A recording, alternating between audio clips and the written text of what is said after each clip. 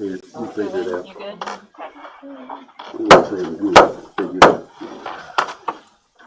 Good evening and welcome to our February board meeting. Thank you for adjusting your time. This time last week we were all snowed in, nice and snug, and now we have to catch up. So we're going to call the meeting to order, and I need a motion to approve the agenda. I have a motion. Do I have a second? Second. Motion and a second. All in favor, say aye. Aye. Any opposed? Thank you. We'll move to our opening reflection. And as we gather here tonight, let's take a moment to reflect on the incredible work that happens in our schools every day and to honor the dedication of all those who make it possible. From our teachers to our bus drivers, our counselors to our support staff, our custodians to our child nutrition department. Each person plays a vital role in the success and well-being of our students. February is a month where we recognize and celebrate the contributions of many, including the rich history and influence of Black Americans. It is also CTE Month, School Counseling Week, and School Bus Driver Appreciation Week. I hope I didn't forget anything. Opportunities to celebrate the extraordinary people who work tirelessly behind the scenes, supporting our students emotionally and physically. Let us take a moment this month to show love and appreciation to all our employees. They are the heartbeat of our community, and their commitment to our students' success deserves to be recognized, not just this month, but every day. Together, let's continue fostering an environment where all of our staff feel valued and supported, because their well-being directly impacts the well-being of our students. Thank you, Montgomery County School employees, for everything that you do. And now we will move to the Pledge of Allegiance. We will have representation from the Montgomery County Early College with Jaden Rodriguez. If you'll come on up to the front, sir.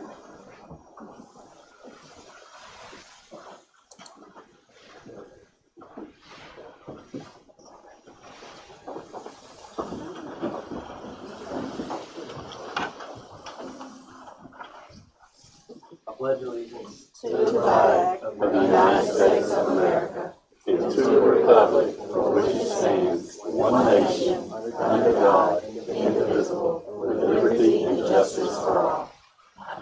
Good job. Thank you, Thank you, sir. Jane. Is there a I think we have a certificate for it. So I'll get your picture, okay? Perfect. Thank you, Ms. Douglas.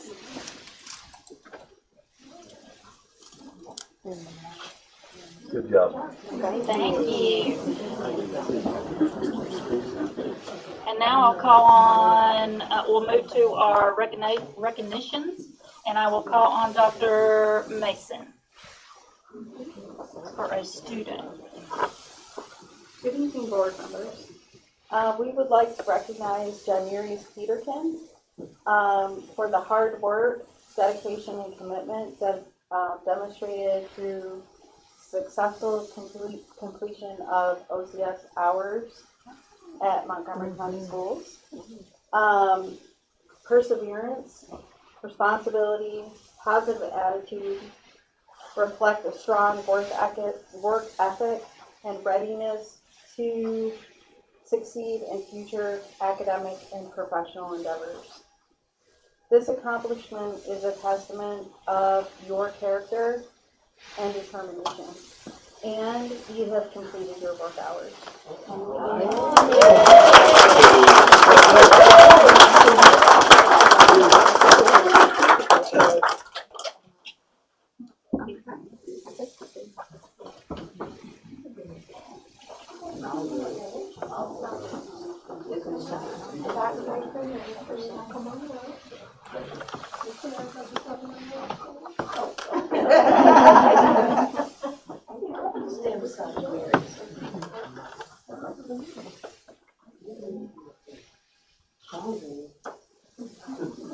Good job. Congratulations.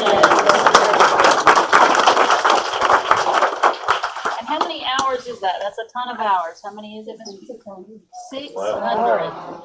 That's huge. Mom's over here beaming. I can tell. Congratulations, I can Mom. tell. Yes. Yes. All right, so next we will call on coming out, all right, and employees of the month and Dr. Roseborough.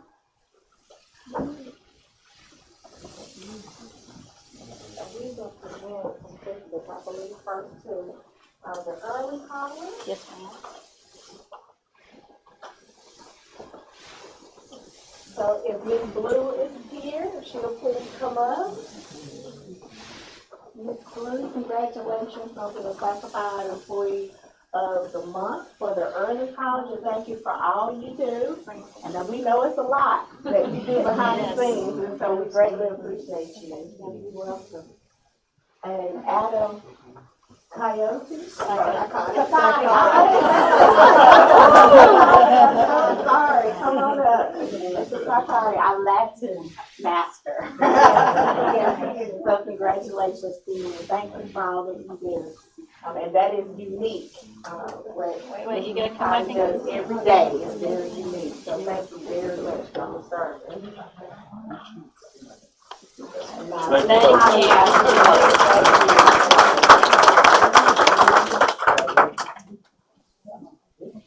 Next, we have Barbara Parsons from Montgomery Central High School as our classified employee of the month. And then Mrs. Jennifer Bashchek, who is our certified employee of the month, and she's new to Montgomery County Schools, and we're happy to have her.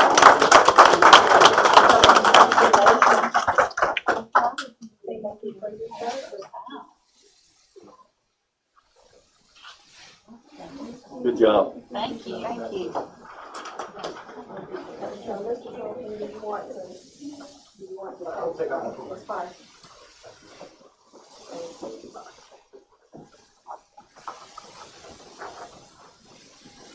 And then, yeah, boots on the ground is Wade. Oh, there he is. I'm used to seeing you sitting in the back. You're hiding in the hallway.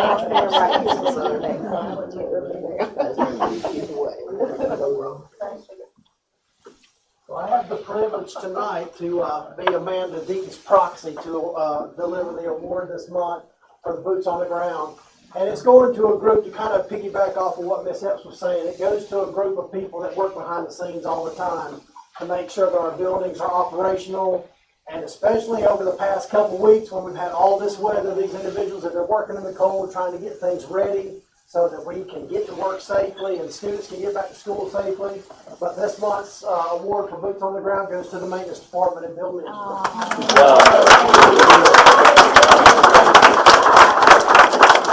Good job, Bill. I feel like we should all stand.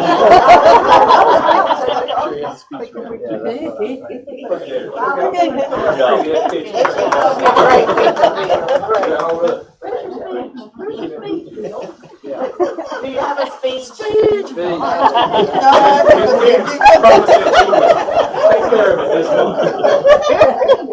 She will. She'll take good care of you. Hey.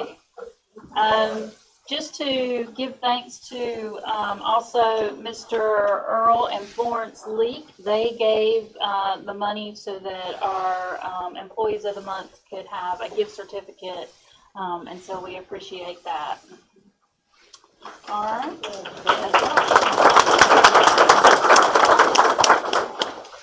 Next, we'll move to the public comment period, and we have no one that has signed up, so we will move on to our administrative reports and discussion items. And first up is Montgomery Central High School, and we'll call on Mr. Simpkin.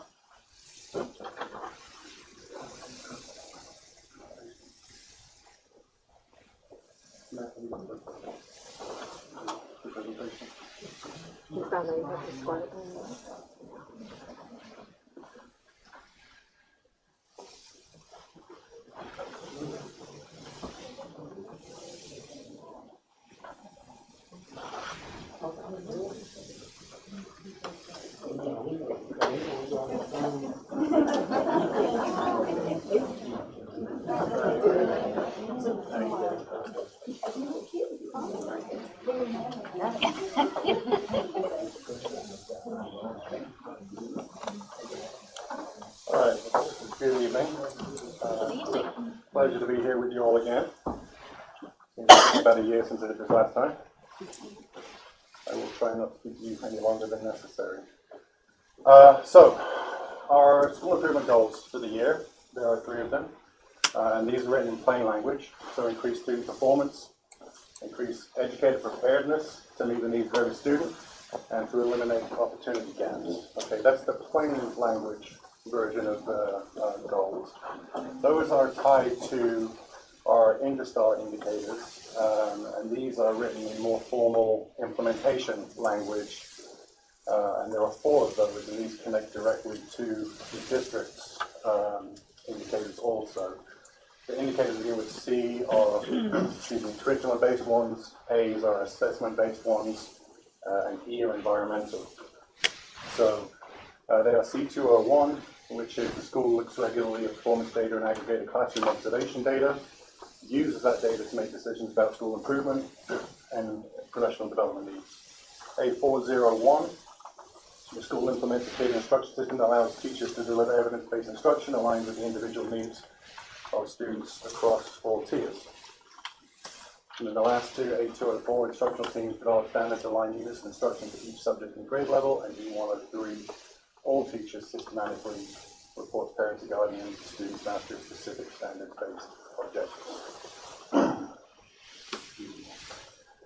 So in support of our work, I wanted to share our current data points.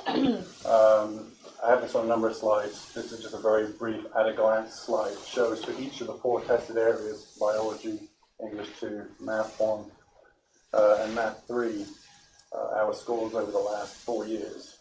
What's very evident from the data, and this is percentage of students achieving proficiency, which levels 3, 4, and 5. So what's immediately obvious is that we're currently much stronger in our biology and English 2 than we are in Math 1 and Math 3. Okay, we'll dive a little bit deeper into that data in following slides. So, this is our English 2 data, again, for the last 4 years. 2021, we're at 37.6%, then 35.6%, rose last year, 47.8%, and in the first half of this year, we're currently averaging 50% of the students that are achieving proficiency. The reason I want to flag that number in particular is that in years past, because of the way the calendar was differentially weighted in terms of days, we preloaded all of our honors sections in the fall. So to be at 50% at this time of the year, when we've got a balance of honors and regular sections in both semesters, actually an encouraging indicator for us. So the strengths in English 2 data, obviously, is the current proficiency level. Also noticeable is that we've got over 20% of the students that are achieving levels 4 and 5, so that's an encouraging point of data. We have more than one staff member that teaches this, but we've got individual staff that are achieving, significant growth with the students. 64.2% is one of our staff, Ms. Kimry. And then 75.5% of our students, which is this point I really wanted to point out, outperform their predicted EVAS scores. So as we look at all the students, where they are, where they're expected to be, that's a large number of them to outperform what was expected of them. So Let me interrupt you. Can you give me that number one more time? Like what you moved on the blank. So with the number of students that outperform their expectation in English 2 is 75.5%. That's outstanding. So we're pleased with that. There's still a lot of opportunities for improvement. Obviously, 50% is only half, so half is still not proficient. We do have large section-to-section variance. I mentioned we have, with a particularly strong section, or section 2, 3 sections that are strong, and then we have weaker sections which are bringing us down. So that indicates we've got to find some consistency across our instructors. And then the bubble movement would be our fastest win. We've got a lot of students that are very close to that proficiency level, but we can hopefully get them across the line with a fairly minimal amount of work.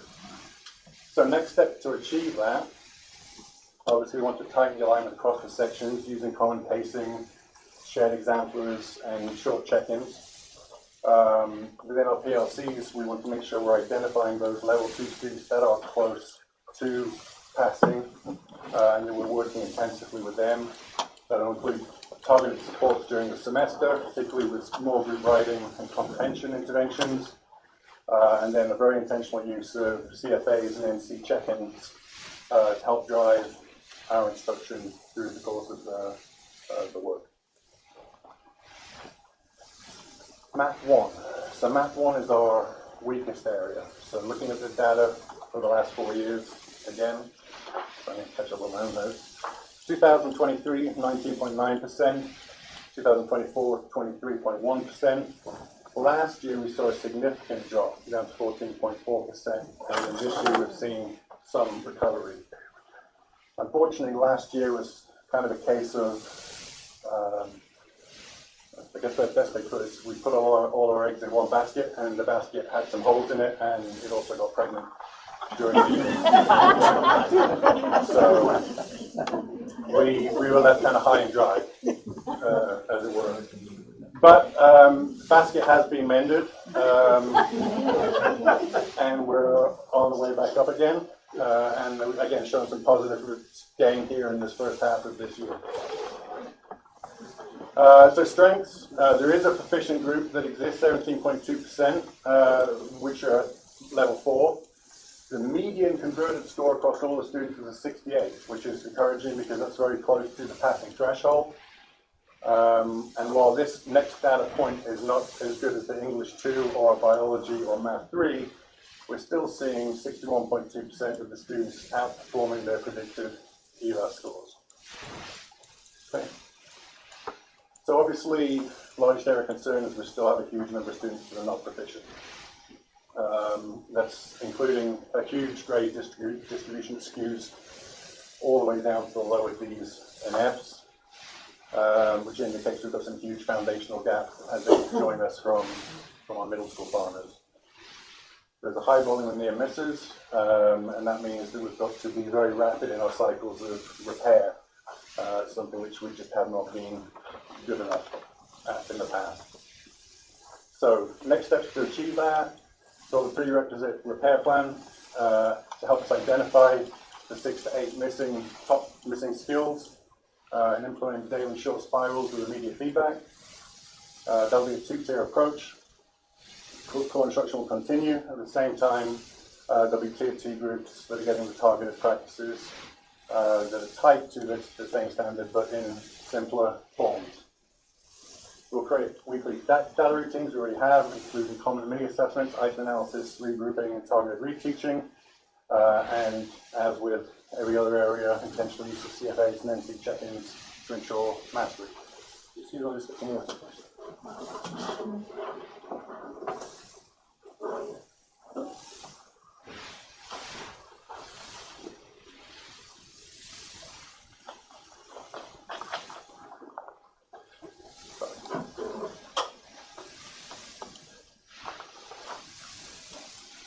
Okay.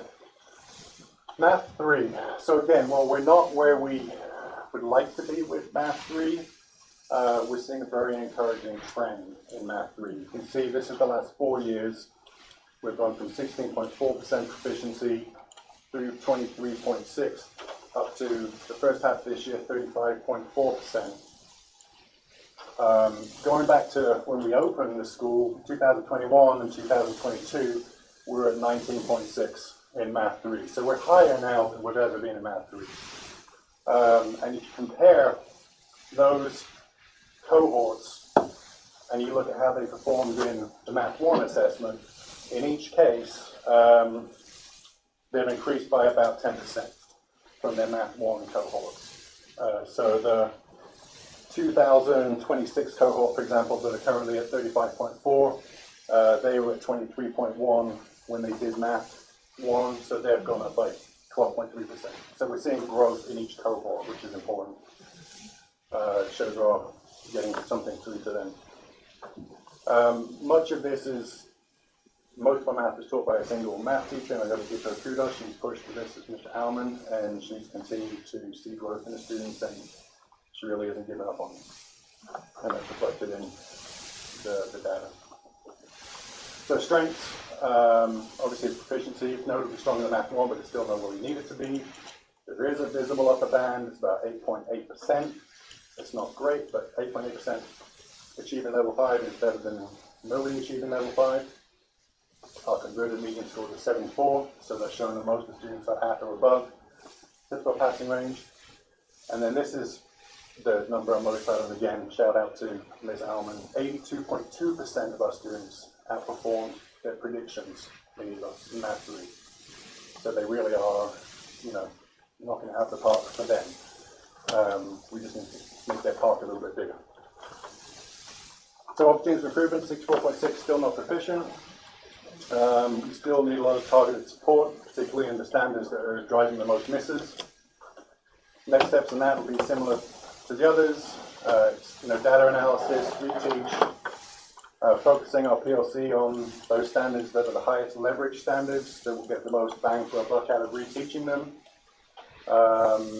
including short intervention blocks, which we've already started to do, and again, consistency using CFAs and NC check-ins. We move on to biology. So biology has historically been our best EOC. If I go back to the 2 years prior to what's on this graph, so 21 and 22, just as additional data points. In 21, it was 13.3, in 22 it was 37.4. So we're now up at around 50%. Again, so I believe in acknowledging the work of the staff. This is largely due to the work of Ms. Talbot. Ms. Talbot, by the way, was just awarded the NCA TLL Teacher Excellence Award. That's a big deal. She wanted me to make sure I understood that the dip last year was because the test changed. It really did. The standards changed, the way it was tested changed. It really didn't even and then it was late being released. Right. So now we could retest. Yeah, so it was there was a big ask to kind of keep the level where it was. But we bounced right back up again. First half of this year, we're over 50% again. Very pleased with that. So strengths again, we've got over 31%, 31.8% that are achieving levels 4 and 5. That's great. It's almost a third are achieving level 4 and 5. And again, that's a testament to the strength of the instruction. Median conversion score is an 81. And similarly, 80.9% outperform their predictions. So again, that's all positive news. We obviously can't rest on our laurels, but we've come a long way. Opportunities for improvement, again, we've got 49.2% that are still not proficient. We need to identify more of those level 2 and move them through the target tutoring through into the level 3s. And that will be done similarly to the other areas. We've got to identify those we get the most return on investment for, that are closest to the passing threshold, be very intentional, very explicit with the progress monitoring and the tutoring, and help drive them across the finish line to a passing or a proficient score.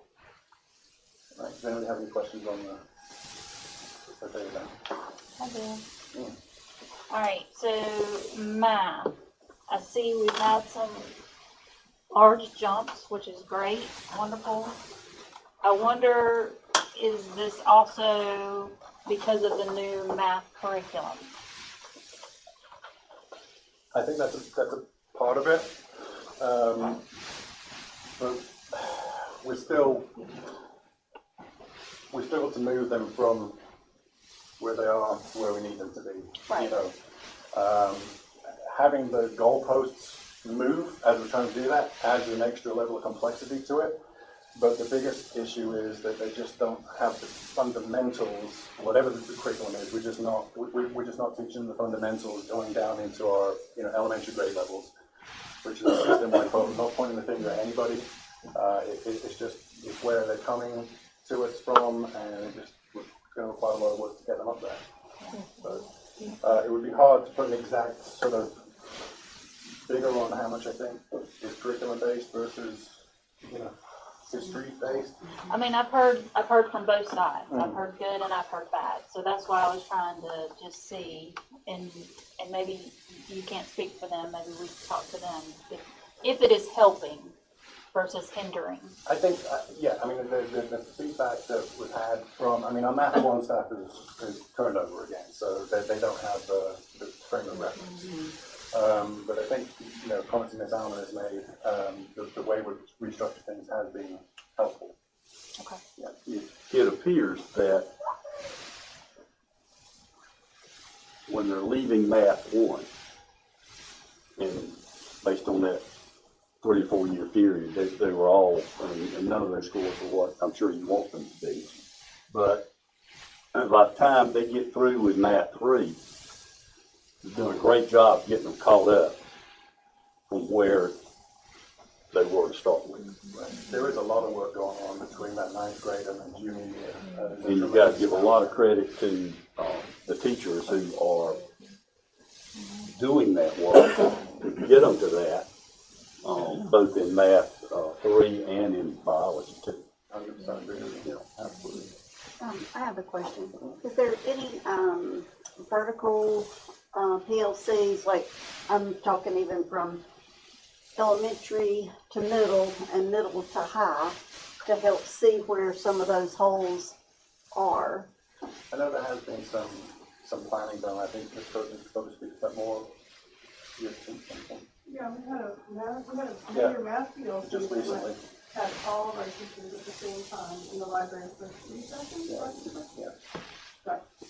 So we're all aware of where those holes may be that we need to fill in elementary, middle, and to get us moving forward in high school. Hopefully that's the work that's in progress. Right. And you answered one of my other questions, because you had put in here about section to section, and that basically means different staff. Correct. Okay. Yes. Okay, so, and we know they meet. They Yeah, do. They do. We have their shared PLCs, Right. and I think this first batch of data has showed that some of the approaches that we're taking in one area are very valuable. Again, if you visited that classroom, you would see data is posted everywhere. Every student has their data posted in that classroom. It's referred to all the time, and it's tracked very intentionally day to day, and that makes a big difference in, you know, in their progress. Yeah. I have one more question. Based on the information you put here about, I thought it was just very positive the way you showed how students were outperforming their EVOS prediction, because sometimes we look at EVOS in a negative way, and this is a way to say, look what you've done to both student and teachers. Is that a way of showing growth that the students have made? If that EVOS prediction is here, but they outperformed it, is that showing growth? Yeah, it certainly is. I mean, the prediction is based on their historical record of testing. It's where they should have landed with a normal year of instruction kind of programmed into that prediction. So the fact that they're exceeding that shows that they're, in theory, attain more than a normal year's worth of instruction of growth. And the staff have been very good about celebrating that with the students, that they beat their predictions, and the students are, you know, they're more proud of that in some cases than their actual final score. You know, even if they pass, you know, they're, well, I get like 20-something points. Yeah, great, thank you. Okay, so just the last section here is on celebrations of community impact. I won't read this verbatim, but just some of the things that are going on at high school. We are intentional about celebrating students. Each week we have a Timberwolf of the Week. You may have seen it on Facebook. Our students also participate in the Den Point system, which is sort of a pastoral system, positive behavior. They earn points for positive behavior, effort, that the teachers assign them. And then as they accrue those points, they can convert those into different awards. You know, we have some like bracelets, and we have a couple of students that have gone over 100 and got a t-shirt and things, so they're enjoying that. The school's also divided up into 4 dens. So we've got it set up for interscholastic competitions based on den point moving forward. We haven't rolled that out yet. That's something that we're planning on doing in the future. Ms. Swanky, does there anything? Do you want to speak to that, Ms. Swanky? Real quick, we do get caught reading cards, and if you're a teacher or anyone on the staff catches a student reading, generally outside of class, they earn a card, and then once a week I pull cards and you have a chance to win a nice prize. Okay, and then, so the student support care, I think many of you are familiar with the Angel Tree project we've been doing this year. We supported 23 students. A lot of that was clothing and hygiene products, foods, in addition to some haircuts. First Health Dental is on the campus about 4 times a year. We did a FAST night in the fall. We have another FAST for scholarship and scholarship funds coming up here. I think we're still going to get it in February. Parent-teacher conferences in March, and then someone earlier mentioned Black History Month, and also we have Hispanic Heritage Month, which we're very intentional about celebrating those as well. A number of arts and student voice things coming up. We've got a band and chorus concert coming up in December, a theatre showcase in December, another in March, and we're also hosting the Charlotte Children's Theatre in March. In the fall, we also host the Packer College Fair, and a number of local colleges come out, students visit with the colleges in college fair format. It's great exposure for them. Both help does their career fair. We've got Battle of the Books coming up, and then 27th, we have the STEAM night, which is, I think everybody's excited about as well. From an athletic point of view, we recently hosted the 19 wrestling tournament. We had very strong feedback on the facilities, and also, I don't want to be too premature with this, but I think it's worth celebrating just the fact that we're being considered, the NCHSA is considering us to host the state tournament for wrestling, based on, you know, their impression of our school and everything. So kind of between us and Cedar Creek, we'll see. Hopefully anybody knows anybody in NCHSA. Don't use my name. Yeah, don't call her. She's an idiot, so don't use my name. Strike that Well, from it the would be a minutes. wonderful opportunity for us to have that hosted on our campus. Timberwolf track invitation in March. And then the other key events, we have Bikes for Kids, a lot of you were involved in that. We had the back school kickoff, I know everybody was involved in that. A number of FFA events. The Hall of Honor ceremony was back on homecoming. And then obviously, as we approach the end of the year, we've got middle school registration polls coming up. And everybody's got lunch. So we're excited about that. So, and that's it. Any questions? Yeah, just a couple. And I know you can't put numbers to it, but how much do you think the new cell phone policy has helped increase these schools? I know that these teachers are doing a great job for Math 3 and Biology 2, but how much is the new cell phone policy helping them? I don't know that I feel comfortable putting a number on that yet. I will say unequivocally that I think it has helped. Whether it's because there's the state law behind it, whether that's something that helps the teachers or I think there's a lot of students that want to do the right thing, and they know they need their phones put away, and they can kind of lean on that. Look, it's state law. I'm not going to get into trouble. I don't want to get the school into trouble. So we're seeing a lot less of them out in classroom, and we almost don't see them out in class at all. We're still finding a little bit transitions. They come out of the class and they want to check in on everybody.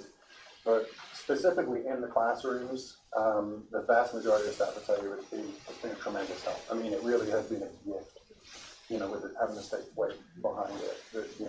The staff can say, look, it's state law, it's not me. And the students say, okay, it's state law, it's not me. That's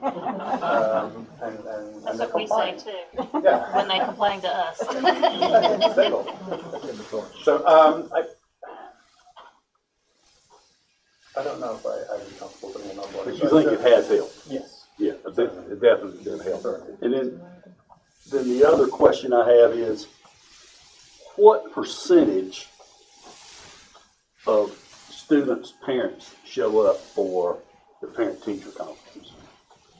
Is this the second one you've had? Did you have one first semester? We had one first semester, and I think we had around 200 families represented, so that's about 25%.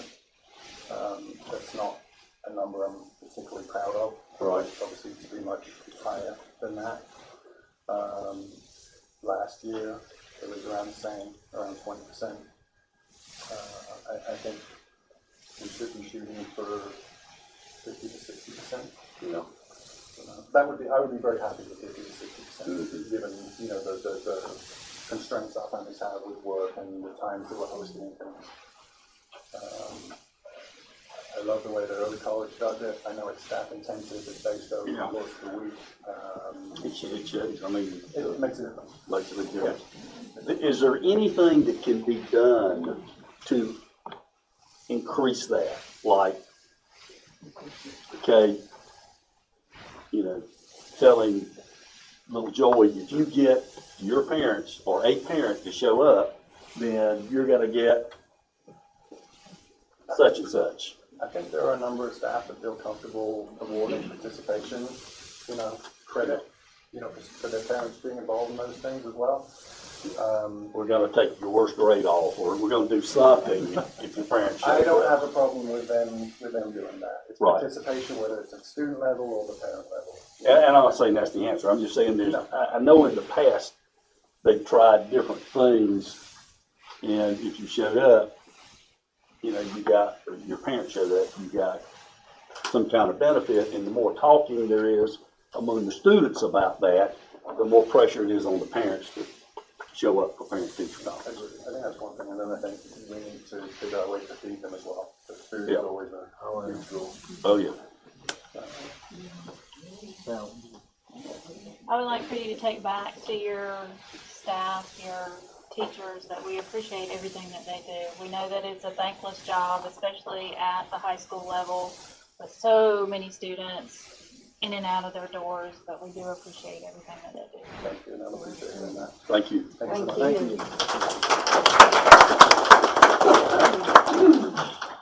All right, so the next to present is the Montgomery County Early College, and we will call on Dr. Sewell.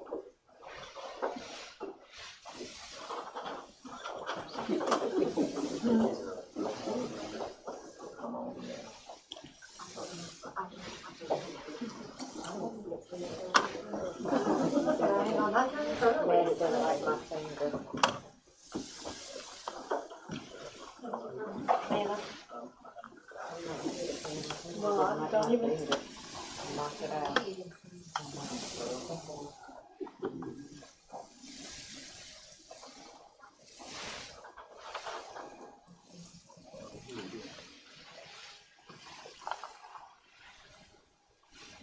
While she's getting that pulled up, just for the board members, you know, we talked about doing, showing some love to our schools. In between the break, I have a list here of the schools, and I would like the board members to sign up for the schools that they're able to attend and bring the baskets of goodies, the baskets of love, whatever we're gonna call it. Showing some love to our peoples. And we're gonna do it on Thursday or Friday, just you let us know which day.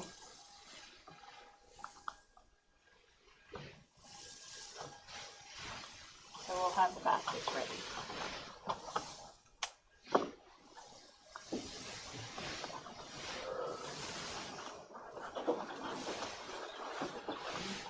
I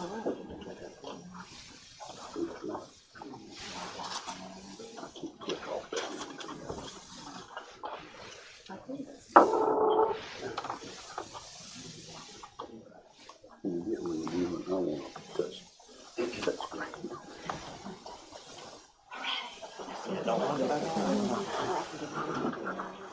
I'm too short to stand up there. Thank you. I'm so excited to be here. After the rescheduling, I really appreciate it. Thank you to the board for letting us come tonight and share just all the good things going on at the early college. I brought a bunch of experts with me. First and foremost, we have our student expert who's going to be talking tonight to you, and then I had Miss Williams is over there in chemistry, and Hadi Latin, and April Daywalt, who is our resident math data guru, who's going to dive in and get so excited about all the data tonight. So, April, if you click the thing, we are going to do the clicker. Okay. So, I'm just going to introduce, much like Mr. Sampkin did, and kind of share just a little bit about driving all this is our school improvement goals and what those goals are. We kind of blended our indicators with our actual goals, and so each of these 4 things are the indicators that Mr. Simpson went over as well, but then our goals are kind of right next to it. And today we're really going to focus on the second one and really talk to you about what's going on and making sure that we're career and college ready, and that's level 4s and 5s. That's what we're really focusing on.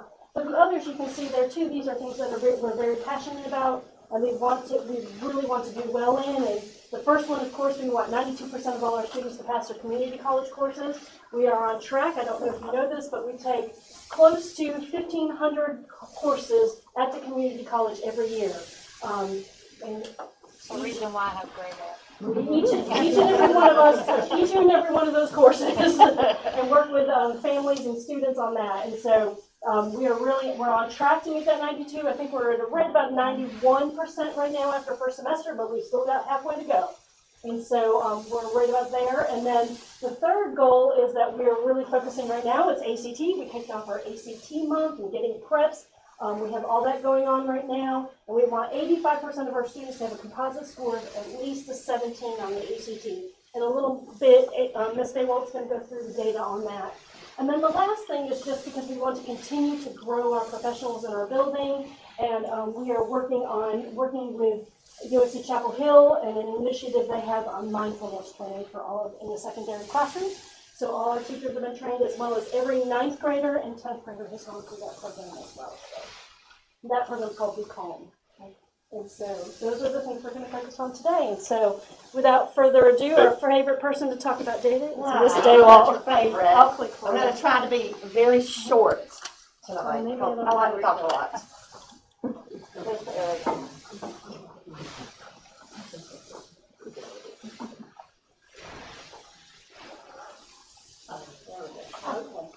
All right, what you see here, this is our English 2 data for the past 3 years.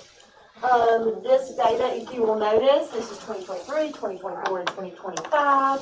This is grade level proficient. This means these are level 3s, 4s, and 5s. We've had 89.1, 92.5, and 93.9% proficient. And those are level 3s, 4s, and 5s. Math 1 and Math 3. This is Math 1, 3 years worth of 96, and 100% over 3 years. Math 3, 100, 99, and 100% over 3 years. I'm glazing over this to get the good stuff. No. Let's say no. Our biology data, grade level proficient as well. 95% proficient, 87% proficient, and 80% proficient. And to piggyback on what Mr. Sampson said, the new test was last year. But I would also say that was without retesting. That's So without all the retesting. other scores were with retesting. So we might have been right up there. Yeah, So right now, as of right now, we took biology in the fall. We are at 87% with the we had like 1 day of remediation. Can I ask a stupid question? I would Why do they change the test? What is the philosophy They behind changed the standards, right? and anytime you adjust the standards, you have to adjust the assessment. And so that's why they changed it. And and I'll say, even on chemistry, the biology exam, for example, they renormed how the questions are written. So rather than it being very rote questions of memorization, it's more application based. So if you actually look at the biology test now compared to what it was a couple of years ago, it's very much like the ACT where there's passages and a lot more application to the understanding and not just throwing out facts. Okay. So it's less memorization, More application of that memorization. more showing you know how to work Yes, the how problem. to apply the I got knowledge you've gained. Thank you. Okay, now that we've got through that stuff, we would like to take a moment and talk about our strengths and how this relates to what we want to do as a school as far as testing goes. So the first thing I want to point out to you are the first 2 columns. Okay, the first 2 columns are what EVA says should happen for our growth data. And this is what actually occurred. So based on EBOS, and this is level 3s and up, okay, this is 3 scores and 5s. Biology, 67% of the students were expected to be proficient. So if students learned 1 year's worth of material in 1 year, we would have had 67.7% of students proficient. This year we had 80%, and that again is without retesting. English 2, 79.7%. 89.1 is what actually happened. Math 1, 50%. 96.1% is what actually happened. Math 3, 83.6% proficient, and 100% is what actually happened. And then Math 3, accountability, 100% were projected and 100% actually scored. What is Math 3 accountability? Math 3 accountability, this is what counts for the school as far as Math 3 goes. Mm-hmm. And these are students who took Math 1 in the 8th grade. Okay. But what we're focusing on is the last 2 columns. We really want children to be college and career ready. We want them to have as many choices as possible when they walk out of our doors. And this is based on this is where we have not met on the school report card. So Yes, this is why yes, we on the want to school focus report card, this is the area that we have not met. We're working towards meeting it, but we just haven't done it. So again, this is what EBOS says should happen, and this is what it is. EBOS says that 38% of our students should score levels 4 and 5, 53.8% scored. 35.9% of our English 2 students were projected levels 4 and 5, we have 57.8. Math 1, 6.7% of our students are projected levels 4 and 5, and we have 71.2%. Math 3, 62.3% of our students are projected 4 and 5, and we have 82%.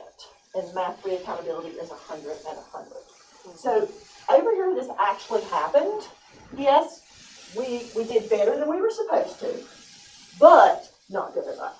According to the state of North Carolina. According to the state of North Carolina, and according to us, because as a school, we would really like for these numbers to be 70% or greater, and that's a short-term goal. Our long-term goal is 85% or greater, scoring level 4s or 5s. That Math 1 is 6.7 and went to 7.1. Yes, ma'am. Great. 6.7 to 71? Yes, ma'am. Either ELOS is god awful predicting, or No, it's wonderful. It's perfect. or we've got some really good, Really good teacher. really great teachers. We have. I want to change that to great. We have. It's still not good enough, though. The state would like for us to have 98 point, I think it's 99.2 or something percent is what our long-term goal is. Because you're an early college. No, it's I would based say again yes. on student performance historically. It's not because we're an early college or because we have Montgomery County school students are at the early college, and that is what the state expects us, because they base it based on, what was it, 9 years ago, where you were, and they want you to grow each 9 year. years ago, there was no Math 1 in middle school. So everyone who came to high school and early college took Math 1. And now, the higher projected students have to take Math 1 in the 8th grade. So what the federal government wants us to do is based on something from 9 years ago. And the Because population. they want you to keep growing each year, so they keep raising it all the way up. They want you to be at 100%. That kind of motto, the old "No Child Left Behind" kind of thing. And then once you hit that metric, they'll renorm. I don't think they're going to renorm. I think they just want every school is trying to aim that long-term goal into 100. But a true testament to you as a teacher that you take the time to conference with each child in your classroom. That's why that score went from 6.7 to 71.2, because you are conferencing with each individual child on their gaps in understanding those mathematical concepts. And not everyone takes the time to do that, but we witnessed you taking the time to do that, and that makes a big difference. How about with the parents? You're doing that with the parents also? Yes, we do that. I believe Ms. Williams was going to talk some about conferences, but our 9th and 10th grade students, all students and a parent or guardian are required to attend conferences. And they sit down with all of their teachers and they talk about strengths and weaknesses and gold parent acronym and gold students have, and areas students and parents think they should work on in areas.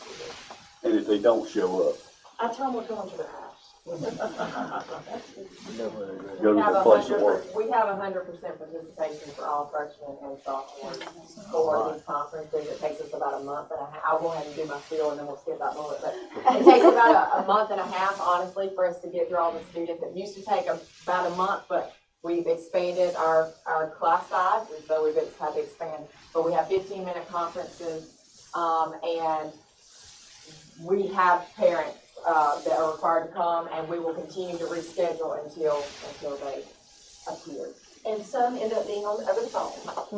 Paper at the beginning. Okay, and your EVA scores going in for freshmen are on average what? For Math 1, it's 50%. That's the only testing area. Compared to the high school, what's the high school there, Mr. Stimson? What question, sorry? I'm sorry, for Math 1 at the high school, what is your EVA score? For which year? For this?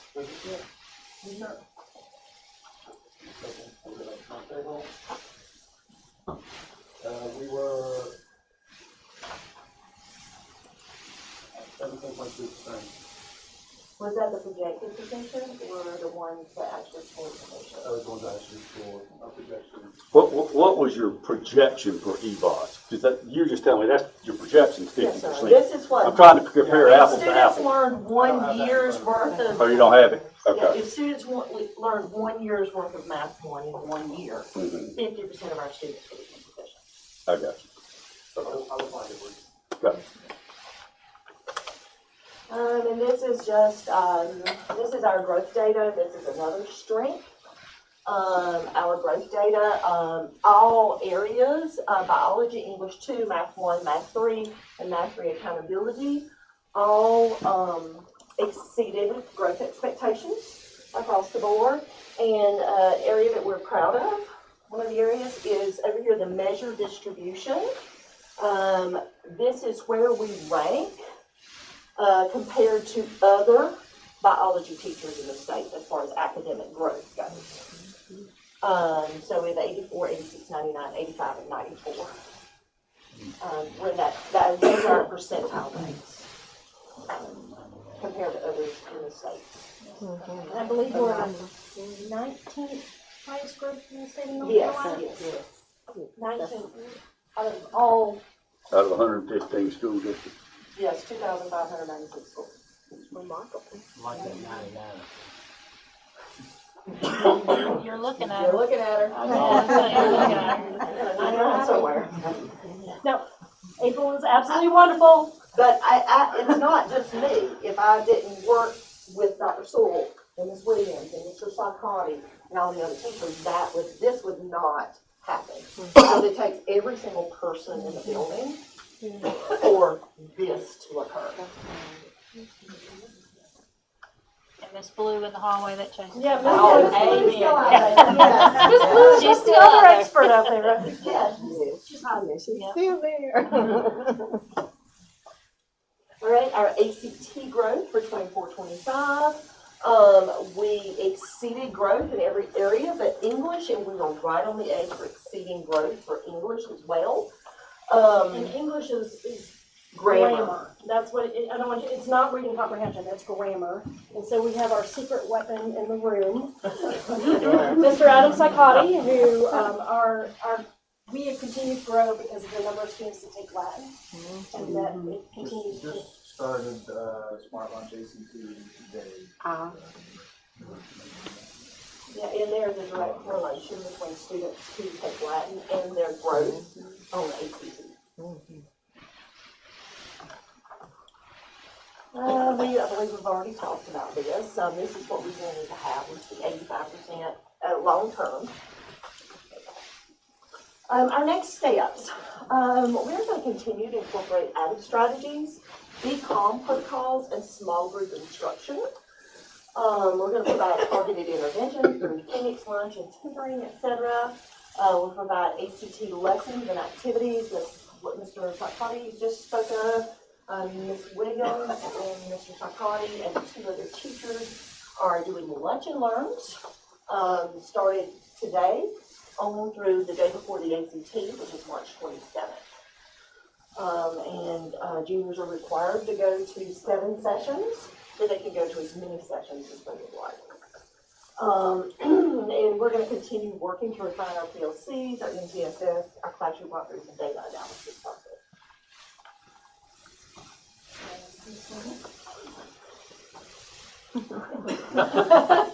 All right, I'm Molly Williams. I'm a chemistry teacher, research methods, and the testing coordinator for our school. We have a lot of family and community engagement.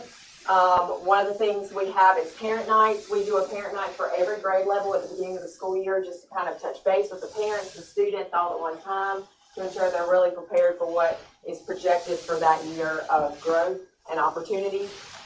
So for seniors, we really highlight all of the opportunities for scholarships, for preparation to go to college, and getting ready for all the graduation stuff. Junior parent nights really highlight ACT and things like that.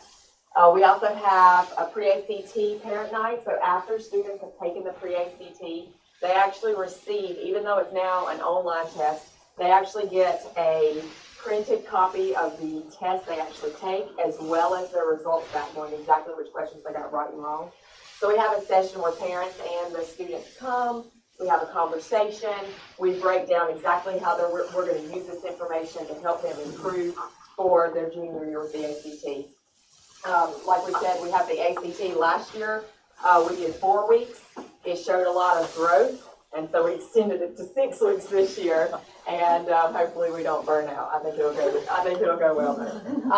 We have syllabus nights. So again, one of the aspects of an early college is we have a lot of students that are first generation college students. And because of that, we want to ensure that we give them and their parents the knowledge and the skill sets that they need to be successful. And one of the core things is knowing how to properly read the syllabus and ensure that they know exactly the expectations of their instructors. So we have a night where we sit down with the parents and the students and we walk through that so that if the parents aren't familiar, they're just as comfortable as their students, so that they can be as supportive. And we have a great group of parents that are wanting to be very supportive. As well as collaborating with the college. Yes, we collaborate with college all the time. Junior Project Showcase. So this started a couple years ago, and it improved so much last year, and I'm really excited to see what our juniors do this year. So the closest thing I could say is that's very comparable to if any counties have ever done the senior projects. It's very much like that, but senior year has a lot going on. We want them focusing on scholarships and colleges. So we want them to get a little more career ready a little sooner. So we now do that their junior year, and this is group work. So they're learning to collaborate with each other. They're working with community people, and they are creating projects that are phenomenal. And I'm sure you'll get an invitation again to come and see these projects and what these kids are coming up with, because it's really, really impressive. Parent conferences, I'm just going to say, is there any questions you have about parent conferences after we talk about it in a minute? Okay, good. And then lastly, I'm going to talk about research methods. So not only am I a chemistry teacher, but I'm the research methods teacher. And this is a class that I started about 10 years ago with Dr. Schul's blessing, and it's a class that I've literally designed from the bottom up. And it focuses on scientific writing, which we know is very different than English writing. And also, I really like to highlight their ability to read scientific documents, journal articles, writing in the scientific style, APA formatting for all work. And over the course of several years, we work on, and you can go ahead and scroll up, I always have them pick a topic. Every student picks their own unique topic. And so if I have a class of 25, I am reading about 25 different things, which is very fun and very time consuming. And they will research, and they will find all of these articles. I teach them how to do bibliographies, annotations, critical and otherwise. And I could go on forever because it's like my little baby project. But I teach them how to code and organize information so that when they're doing a large scientific literature review, which is something they have to write, they know how to do that. So I'm really trying to prepare them for their next step, because after me, it's all college science classes. So I really want to make sure that they're well prepared. And this year, I decided to jump on a different train and have them again do the same thing, but instead of it being solely just papers, I said, let's make this an action-based class. And so I had all of my students do senior division science fair projects, and this included research plans and peer editing, and they had to do their projects in the field, they had to get their data, they had to organize it in spreadsheets and make charts and present, and I am proud to say that we have 5 students that will be attending this Saturday the UNC Pembroke Regional Senior Division Science Fair, so I'm very proud of them. Very good. And Jaden Rodriguez, who was here to do the pledge, is actually going to come up, and I'm going to stand with him for support, but he doesn't need it. He is one that's going to be coming on Saturday, and I just wanted you to have an opportunity to hear what his project was, because I think it was so special to Montgomery County, and so I'm going to turn it over to Jaden, okay? So my name is Jaden. I am in research methods, as he said. And so what my project was about was improving water quality within Montgomery County. So she was saying, with these 5 steps, we first began by finding like a question that we were really interested in, which is like, how can I improve water quality within Montgomery County? So then I began creating a research plan with my classmates when we got into grade. And like, how do I explain this? So we got into groups and we peer reviewed each other's tests and research plan. And with their feedback, we could improve each other's experiments even before we began testing. So then we moved on to experimenting and collecting data over time. We then moved on to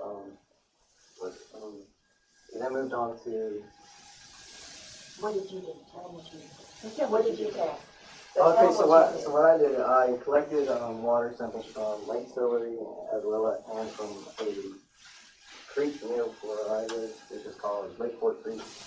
And so I collected turbidity, water temp, TDS, and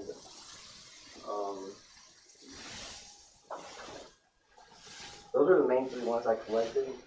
And so I compared them from North Carolina, like water, what the requirements for the water quality are. And so we created posters as well. And this really prepared us to present our project clearly, as well as answering questions from others. And then we moved on to creating research papers. And me and my fellow classmates created these. Like, he taught us how to APA citate everything. And it really made us help us practice our scientific writing and our data analysis. And then we moved on to our PowerPoint and quad chart. So with this, it really played a key role into our science fair with me and my 4 fellow classmates who are participating in the UNCP science fair.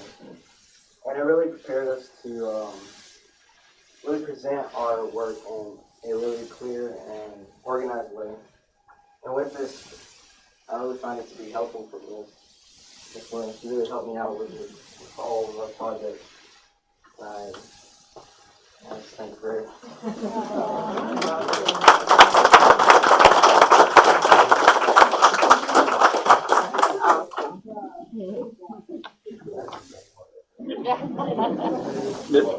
I got a question, Ms. Williams. Yes. I can see how this would really help at the next level for science. But learning how to do a lot of that stuff will also help them in other areas, even if they don't go into science. I certainly hope so, yeah. Yeah. So that's. And career and future career, I mean. Oh, yeah. Any type of work, you have to read scientific material and Public processes. speaking. Yeah. That Yeah. class you have to take in college. And I do that too. I know time. But one of the things that I do when we're doing peer reviews, and a lot of times they will send it to outside sources to read their papers and get feedback, they're kind of sitting ducks in my class. And so I required them to do 2-minute elevator speeches where they had to sell themselves in 2 minutes and do it in front of the whole class. Now, if you can talk to strangers, it's a whole lot easier than talking to people that are your friends in the class, right? So they struggled, but they did really good. And we do that kind of stuff all the time. So I really try and promote as much as I can for these kids. Awesome, thank you. Good job. I want to say, the way you described that research methods class and what we heard from Jaden was very, very impressive. Those are skills that I didn't acquire until grad school, and I was paying someone to teach me those skills, and paying tuition. And so the fact that he was able to get up and articulate his research project in the way that he did, and you multiply that by every student is very impressive. So thank you all, and thank you, Jaden. Good luck this weekend. I think Mr. Sakati, having been a West Montgomery alumni out there teaching, can speak to the number of kids that went off to college and were back within a year because they could not handle the rigor. And that's been a big problem for many, many years. And I appreciate what you folks are doing is going to help alleviate that problem. I would argue, I think Mr. Sakati has one of the most rigorous classes around. Yeah, well, no, I'm not saying, I'm just saying, because he was at West when these kids were coming back, because they weren't prepared, and it wasn't because of him. I'm just saying, we did not prepare them like Miss Williams. Latin prepares you for a heck of a lot of stuff. And no matter what, whether it's at the community college or at the high school or at the early college, we want kids to be able to take these very challenging courses and to struggle and have productive struggle in the confines when they're in a supportive environment, when they're home with their families every night, when they're not having to be on their own and do that. And so we really want to make sure that we have that, that challenge for them when they're in that comfortable environment, so they know what to do when they're off, Yep. And if you'll please thank your staff and teachers for all the good that they do. We appreciate that. We know sometimes it is a thankless job. And please, early college applications are out now. Please, we need people to apply. She's always worried about that. I'm always worried. I need to put some apply. Thank you. All right. So next up is pre-K updates with Mr. Thomas. Is everybody okay? Are we getting hot in here? I see some faces turning red. Are we okay? Okay. Okay. I didn't know if we needed to turn some air on. I'm not freezing out. I can just tell some people we're getting flushed. You have your jacket on. You're okay.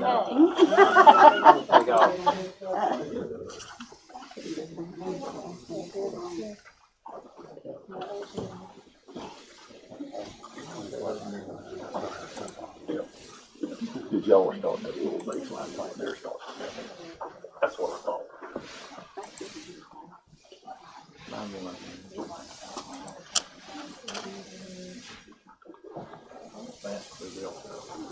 I want to see the pom-poms is what I want to see. Next time, Mr. Thomas, change it to a PDF and then attach it.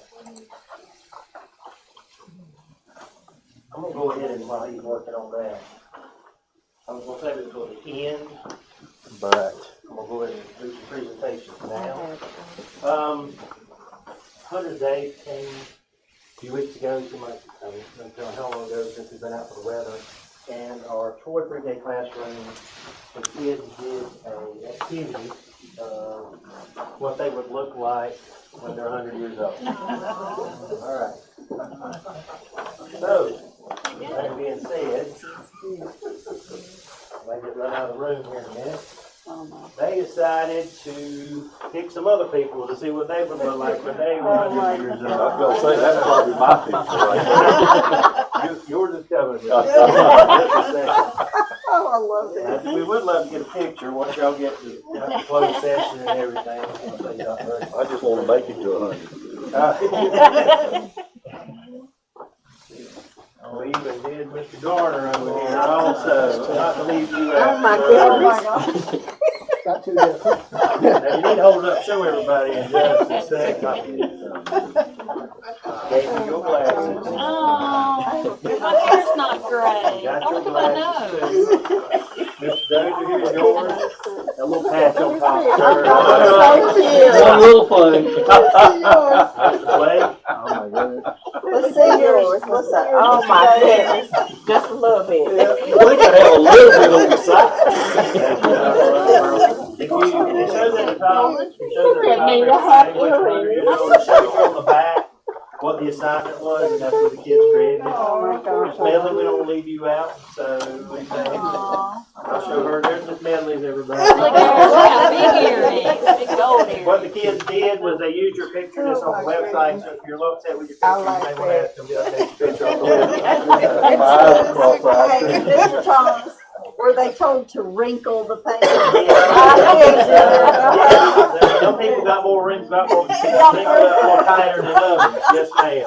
Yes, ma'am. Some got nice earrings and everything. So those of y'all do what you want to do with it, hang it up in your office. Yes, that's going in my office. So while they're working on that, Kay over there, have a chat with They just put your original there, bro. we'll go ahead and start looking at things. We've got some pictures at the very beginning. That we'll share in a few minutes. I just did want to share, give you an update on enrollment while he's still working on that.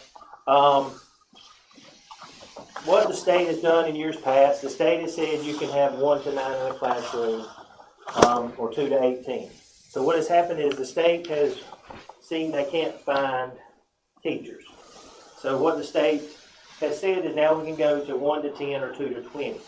Now those are not ideal for us, because everybody knows the lower the number, you know, the better staff to child ratio you're going to have, the better quality instruction and everything you're going to get. What we're doing here is this, we can say we're going to go 1 to 9, and we can go 2 to 18. If we've got a kid, if we've got 19 kids, for instance, at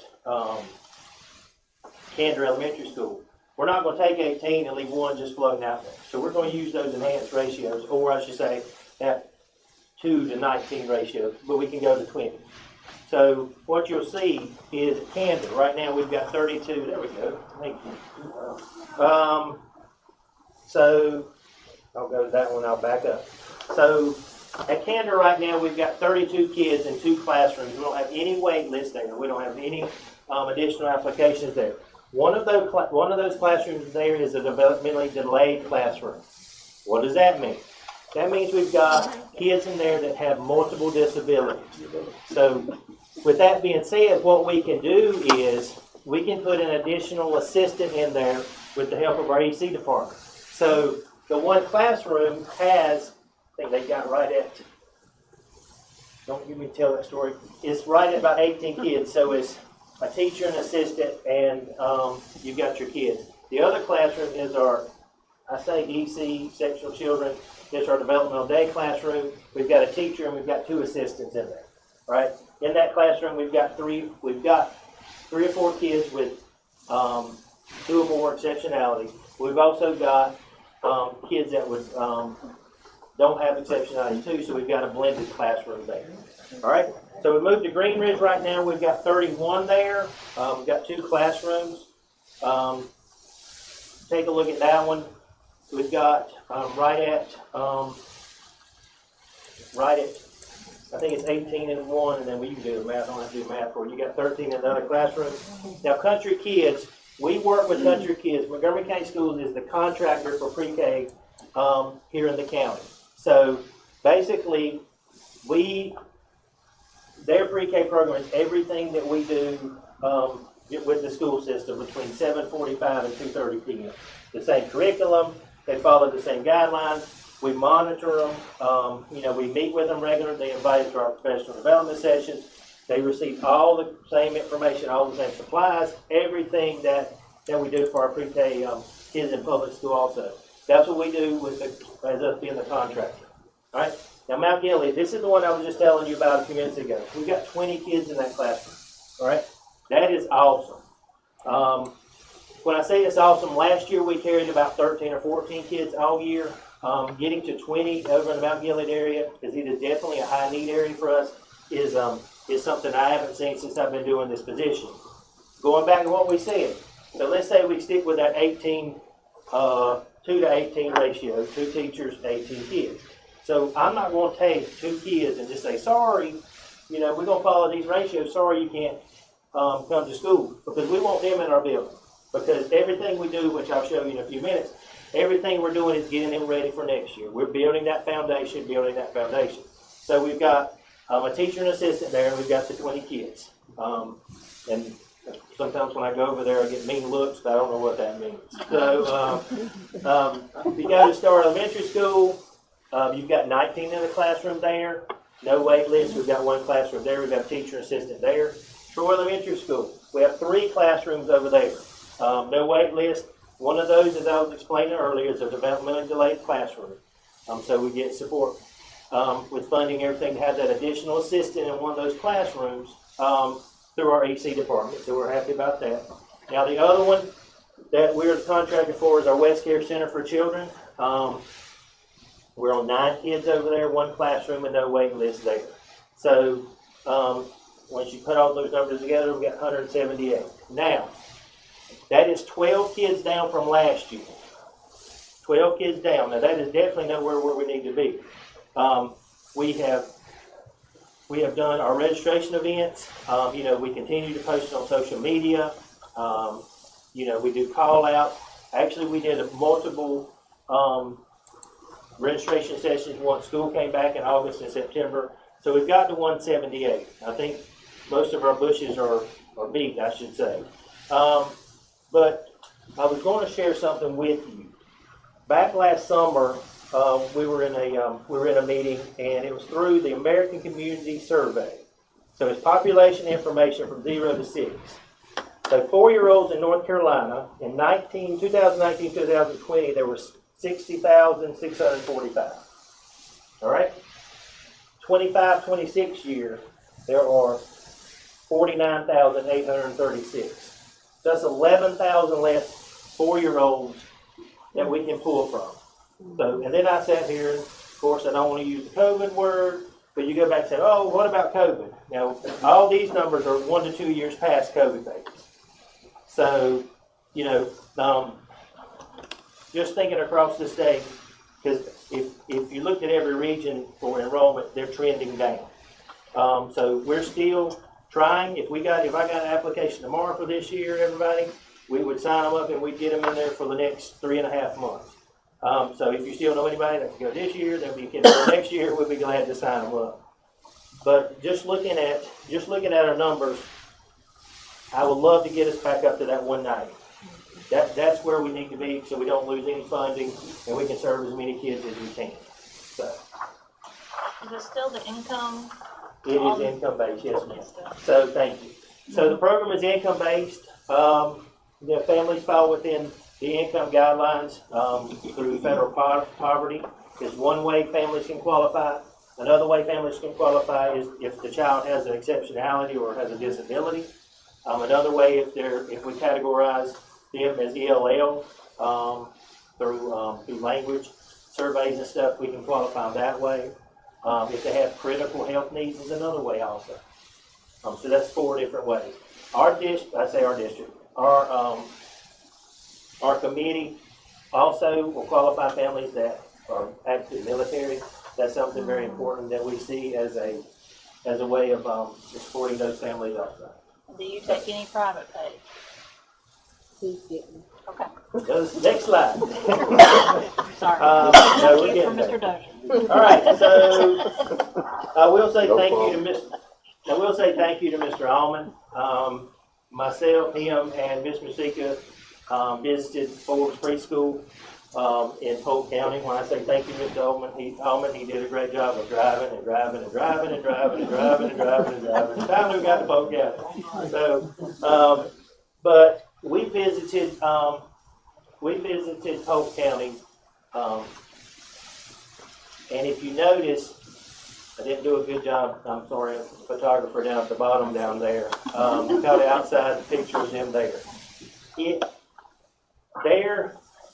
They're one of the programs in the state that is recognized quite a bit. If you look at educational magazines for early childhood, if you go online and look for them, Polk County is recognized as, you know, being up front and it being at the front of a lot of things.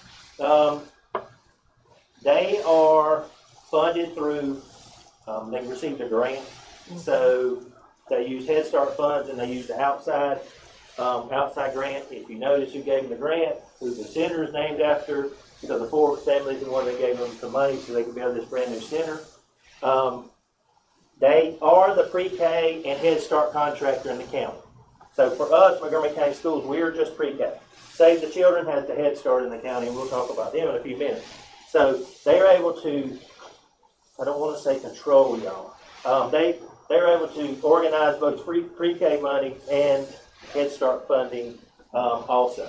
If you take a look, what we found out was they have 4-year-old rooms, they have blended 3- and 4-year-old classrooms, and they have 2 EC classrooms that are both blended.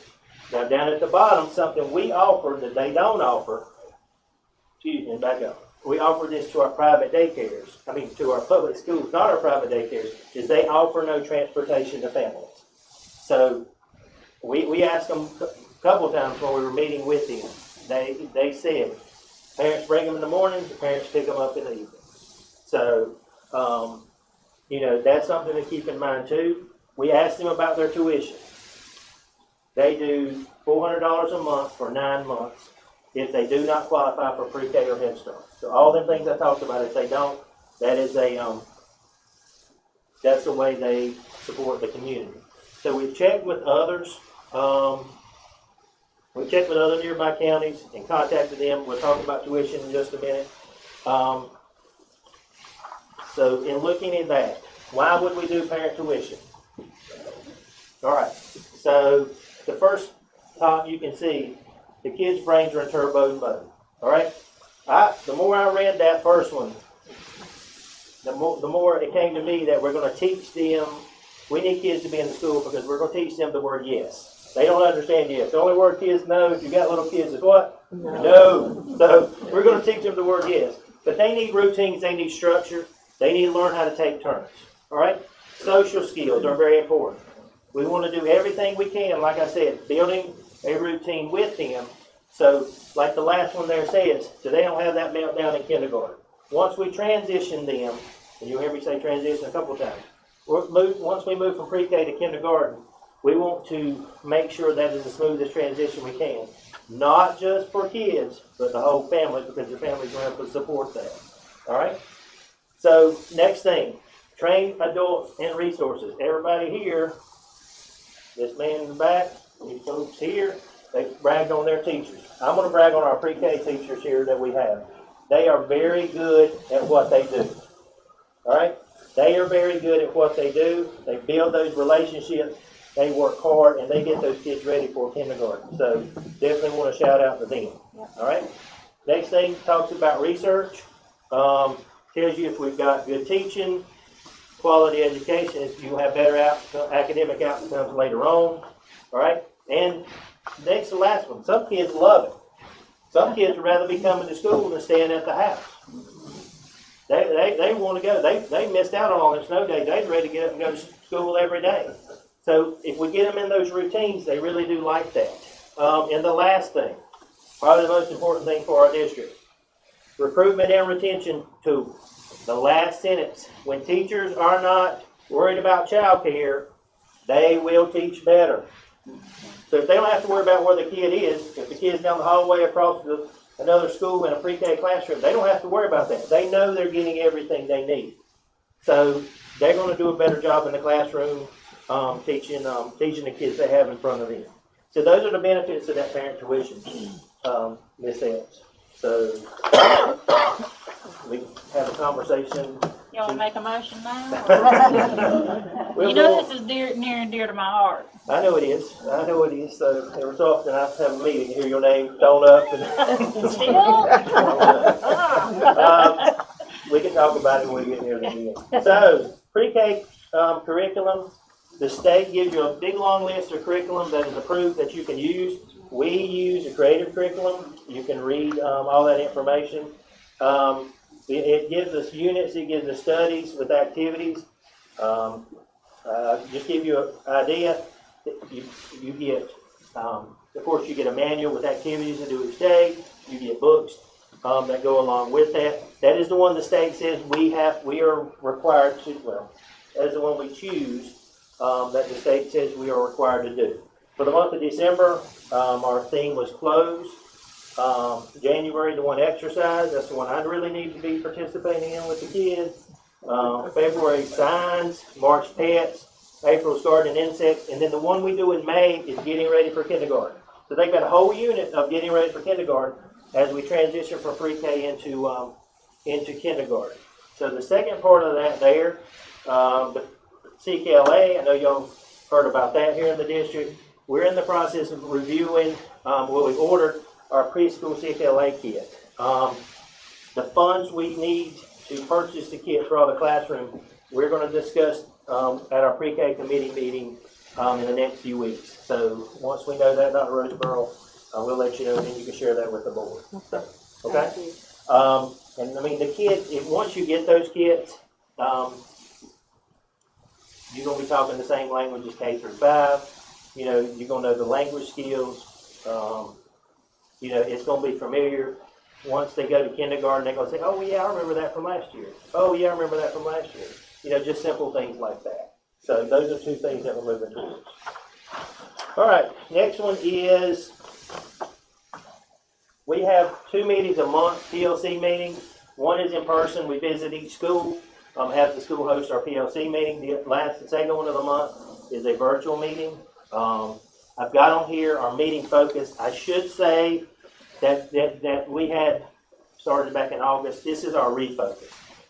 And our refocus for the year is intentional teaching.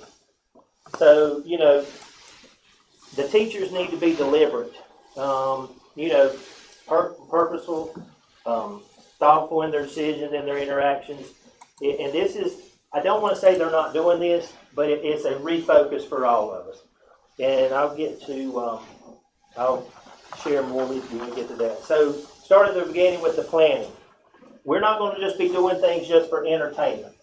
It doesn't mean just because we want to, you know, we want to do things, make things look good in our room. We need to do lessons that are, of course, developmentally appropriate. We need to go with what the students need, and we need to go with what their interests are. And that comes out of the Foundations Manual that you see at the bottom. Then we move on to responsive teaching. So what we need to do is observe the kids and interact with the kids. Now, interaction is very important because we need to be asking open-ended questions. We also need to be scaffolding our learning, and also we need to be taking notes on student progress. And this is not just something that the teacher can do. The teacher and the assistant both can do this. They both can be taking notes with these kids. So responsive interactions. So like I said, interacting with the child. They can teach new vocabulary. They can model the way to talk. And then the box in the middle, the open. It's open-ended questions. We don't need to do any more of this yes-no. You need to have conversations with the kids. We need to limit that yes-no and just carry on a dialogue with them. So if you move on to the next, facilitating play with a purpose. So they regularly need to change out centers, and teachers need to guide the play. So centers can be another teacher in that room, and I'll give you an example. So I told you back in December we did clothes, and I was in one of the classrooms one day, and they had their little home center, and they had clothes. They had 3 kids in that center, and those kids were, back up. We were doing clothes. We were doing the unit clothes, all right? In the home center, the kids were wearing that sink out, wearing that phone out, wearing, you know, a little wash and dryer out over there, and guess what they weren't touching? They weren't touching a bit of them clothes. Those clothes that they can put on, the different ones we mix up. So my suggestion to the teacher was, go over there and let them try some of the clothes on. Go over there and have conversations with them. Why do you have these clothes in here? Why do you have this firefighter suit in here? Why do you have this scientist suit in here? You know, all the different clothes. Not the badmouth any of our teachers, but those are little things that we can do. We're doing clothes this month, y'all. So you need to be able to focus with those kids, having them not just trying on clothes. What kind of clothes are they? What kind of clothes do you wear at home? Just all this type of conversation. So those are just the little things that like I said, just make us a refocus of what we've been doing. So creating that rich learning environment, we definitely need to follow all of our units and all of our planning with fidelity. You know, of course, we need to stay on task. And like I said earlier, that environment can be additional teachers. If you show them about the clothes, they can be trying on those clothes. The right side is my 3 big questions that is really big to me. So if you're the teacher, you need to ask yourself these things. Why am I doing this? Why am I doing this? What are the children learning, and how can I improve this experience? How can I improve this experience for the kids? So I will show you family engagement, community engagement, very important. If you go to one of our schools, it tells you what we're doing. This is a family engagement project. Tells you right below collaboration, creativity, and hands-on. So they sent home the snowman, and the kids had to, with items they had at home, they had to decorate their snowman. I got to get glitter all on me. My wife will be mad when I get home. 100th day of school again. They simply sent home a 1 and 2 zeros, and the kids had to make something. Something very simple, something very easy. And then the last one,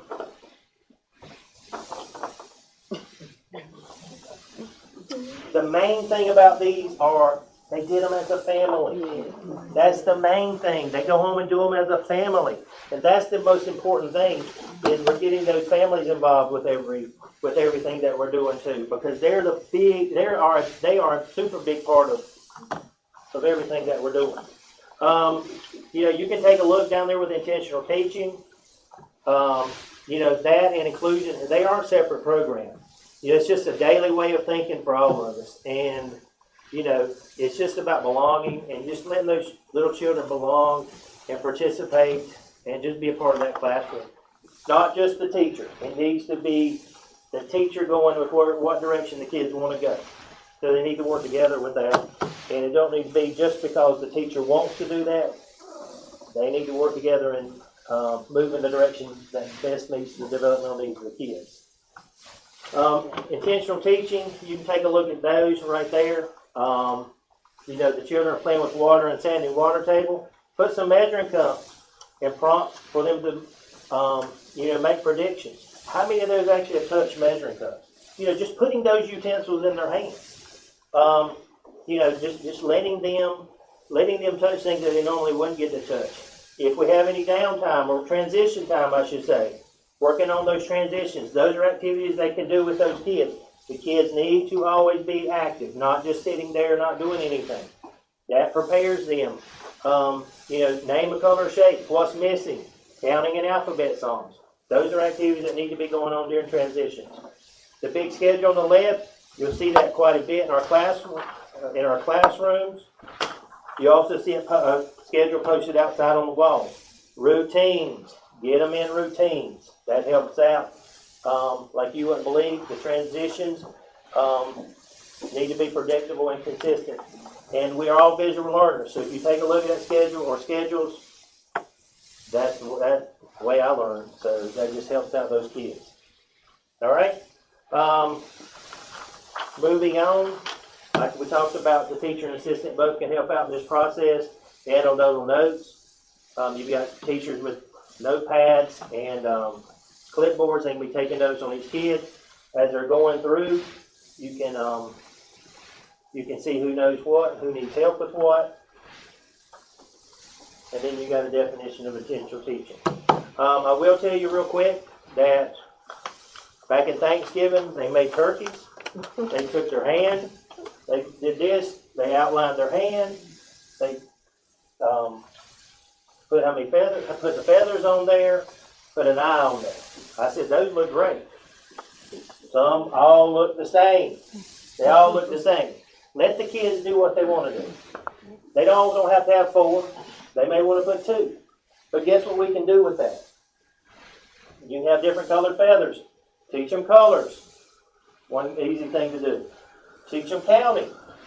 You know, we have so many options we can do. Not just that we go over to a kidney bean table. We sit there, we say the eyes got to go there, the feathers have to go there, glue it, cut it, next, like an assembly. No, we need to take the time to teach using those type of things.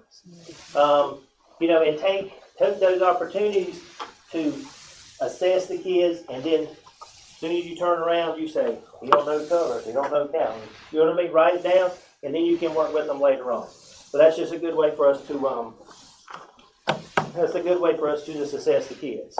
All right, now, Mount Gilead Elementary School is a high area need for us in the county. Save the Children Head Start has classrooms at Kander and also has them at Troy. So Dr. Roseborough has met with myself and Mr. Allman, and we've talked quite a bit. I think we started some conversations last year, but we're moving forward this year, of partnering with them to serve families in the Mount Gilead area. So we've met, we've met with Save the Children Head Start, their administration. We've also met with their support staff, and we've also met with their maintenance staff. So right now we're looking gung-ho, move forward with opening a three-year-old classroom at Mount Gilead Elementary School. Now I will say the Save the Children Head Start executive directors resigned on December the 19th. So that has thrown us behind just a little bit. They've got a new ED or new executive director in place. So they're working on that executive director is good with us moving forward with this. We just got to put a little maintenance schedule together before we can move forward with anything over there. I'm working with their maintenance department. We're going to put what needs we have, facility needs we have to go over there, and then we're going to move forward with the list. We'll share it with Dr. Roseborough. We'll share it with their ED, and then we'll put our heads together and see what direction we need to go. You can take a look. We've identified the classroom. Once we make those needs, we'll have to get DHHS out to inspect it to say, that's approved early childhood classroom. Down at the bottom, MCS would only provide facility uses and utilities. We do that in kind. Save the Children would utilize interest near the cafeteria at Mount Gilead. They would provide the teacher assistant, and a lead, like director type role down there, and breakfast and lunch would be through us. So that's where we are with that. Any questions with us doing that there? Will they ride the bus, or will they? They will not ride the bus. Okay. Yeah, they don't ride the bus at Brookville. At Kander Head Start now, or Troy Head Start. Okay. So, and I think And they don't provide their own buses anymore like they used to? No, Okay. no, and that is one of the reasons why there's such a need in that area. Because, you know how we all are. Some of these cold mornings, I'm not going to get up out of, I ain't going to ride across, 20-minute ride to take my kid, to school. Yeah. So if we can put it in their backyard over there, that would benefit us quite a bit. And then the beauty of that we're going to get them as 3-year-olds. So guess where we're going to get them the next year? Right. We're going to move them right into pre-K. So we're going to move forward with that, and we'll definitely keep Dr. Roseborough updated to keep you all updated also. Now, the next thing we have is all of our pre-K sites are going through a Pathways to the Stars program. Pathways to, if you ever looked at our early childhood programs, they're 3-star, 4-star, 5-star, programming. It's similar to the way the health inspector comes in and gives you a grade on your sanitation. So the state, right at COVID, they stopped this program, so it's taken them right at 5 years to come up with a new rated license project. So what they're doing now is, you can read it, but continuous quality improvement. So every school has to write goals for their school. How are they going to meet early childhood, support early childhood programming? The next thing is every teacher, every assistant has to write down goals that are associated with early childhood. The principal has to write down write down their goals. It's just like the professional development plan they have to do, very similar to professional development plan they have to do through NESIS or through our evaluation system now through the state. That's the one thing. Family and community engagement. They have to have 4 or more family and community engagement activities that they have to, of course, keep artifacts on and share later on. So you have those two things. Now the last thing is they have this rated license assessment project. This is a group or a team or 1 or 2 folks that come out. They're there at 8 o'clock. They're there at about 1 o'clock, and they watch the classroom to make sure it's high quality. You know, everything's being followed. You can take a look at there. They look at furniture, personal care, teachers talking with kids, activities, interaction, and program structure. So all of that stuff is graded, and then you come out and you get a score. In order for you to have a pre-K classroom, you have to be a 4 or 5 star. Right now, all of our pre-K classrooms in public school are 5 stars. When we get done with this, my goal is every public school classroom, pre-K classroom in Montgomery County is going to be a 5 star. Now, West Care and Country Kids, we would love for them to be 5 star. They're 4 star right now, so we're going to do everything we can to try to help them so everybody can be 5 star. The staff have been working hard. We've had professional development sessions. We've had a couple practice visits from these rated license folks, and they're just giving us information in order for us to prepare for our visit. So by the end of this school year, our goal is that we'll know how many stars we have at all of our public school classrooms. By the end of this year, we'll have our grade back. So I hope I plan to come back at one of those meetings, and we celebrate all of those. So, and we'll celebrate the teachers. So, any questions? Last thing we've got is that's one of the postings at one of our classrooms. The kids wrote their name on the outside of a piece of construction paper.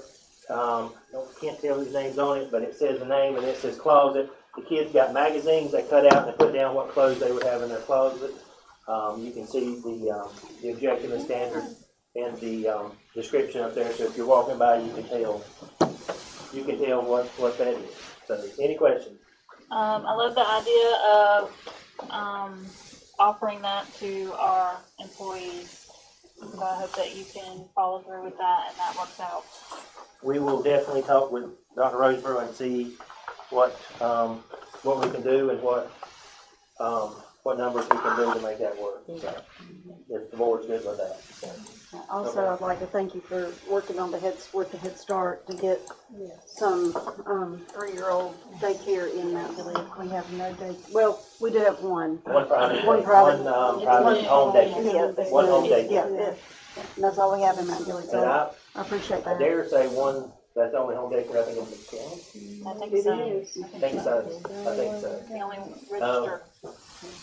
But I will say though, with the tuition, we'll share that with our pre-K committee. The caveat's going to be we're going to have to offer it to kids that qualify first. Yes. Kids that through income qualify. Because we don't want to put 7 paid kids in there, and then we've got kids that don't qualify. We don't can't do anything with it. All right. I hope y'all were good with your pictures there. I love them. We will. We'll get Miss Douglas to take some pictures with them so they can go back to the. Yeah. I apologize. I love mine. Yours. I mean, you. I'm gonna have a chat with him. You can only do so much. All right, so we are moving on. Thank you so much. Please make sure you tell, please make sure you tell your pre-K teachers they do an awesome job. You have some there that have been there since the beginning of time, so. They're amazing. Yep. All right, so we turn it over to Dr. Perkins. I will be short and sweet because We like that. yeah.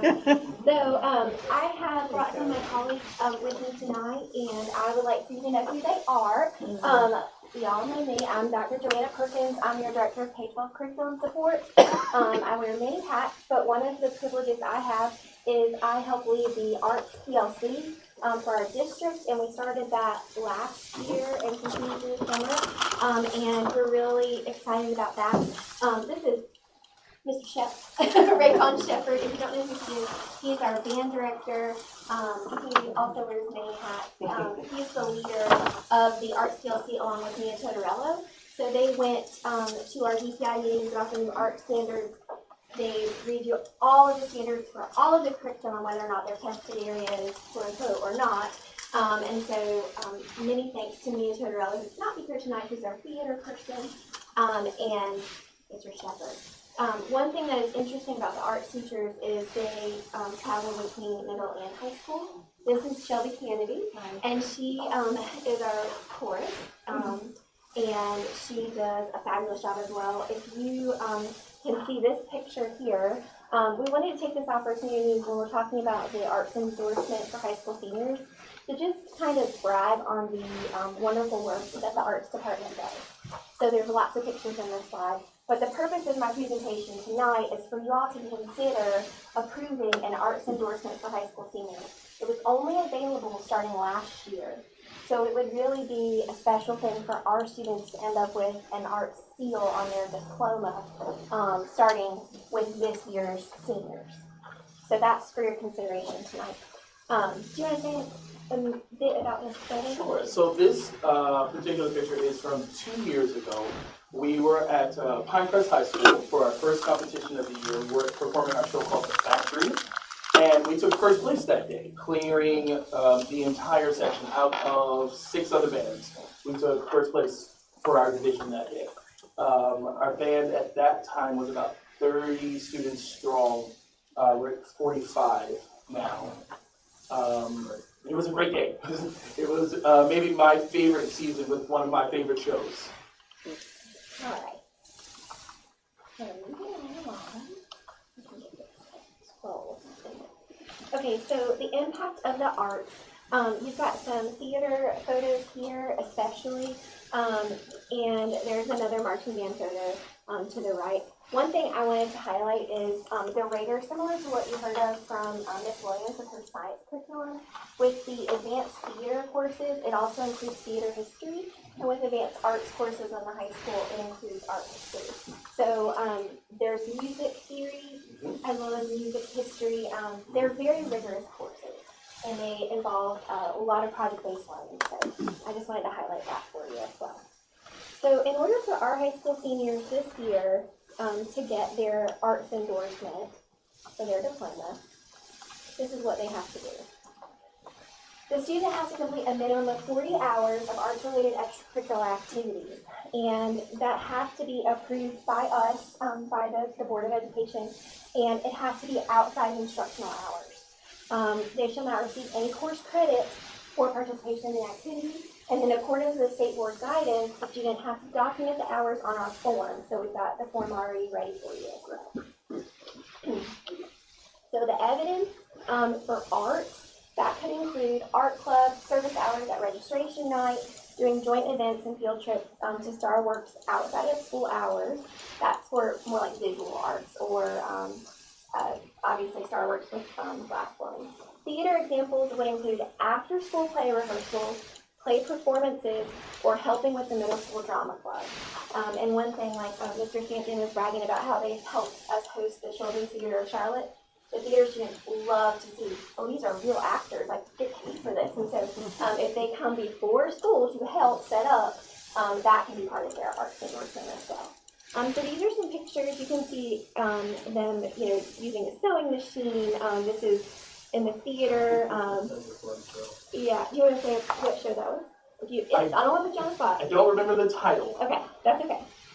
But it was fun. Okay. And then here's the form. We've already got that put together. Obviously, all this comes straight from DCI. It's pretty standard.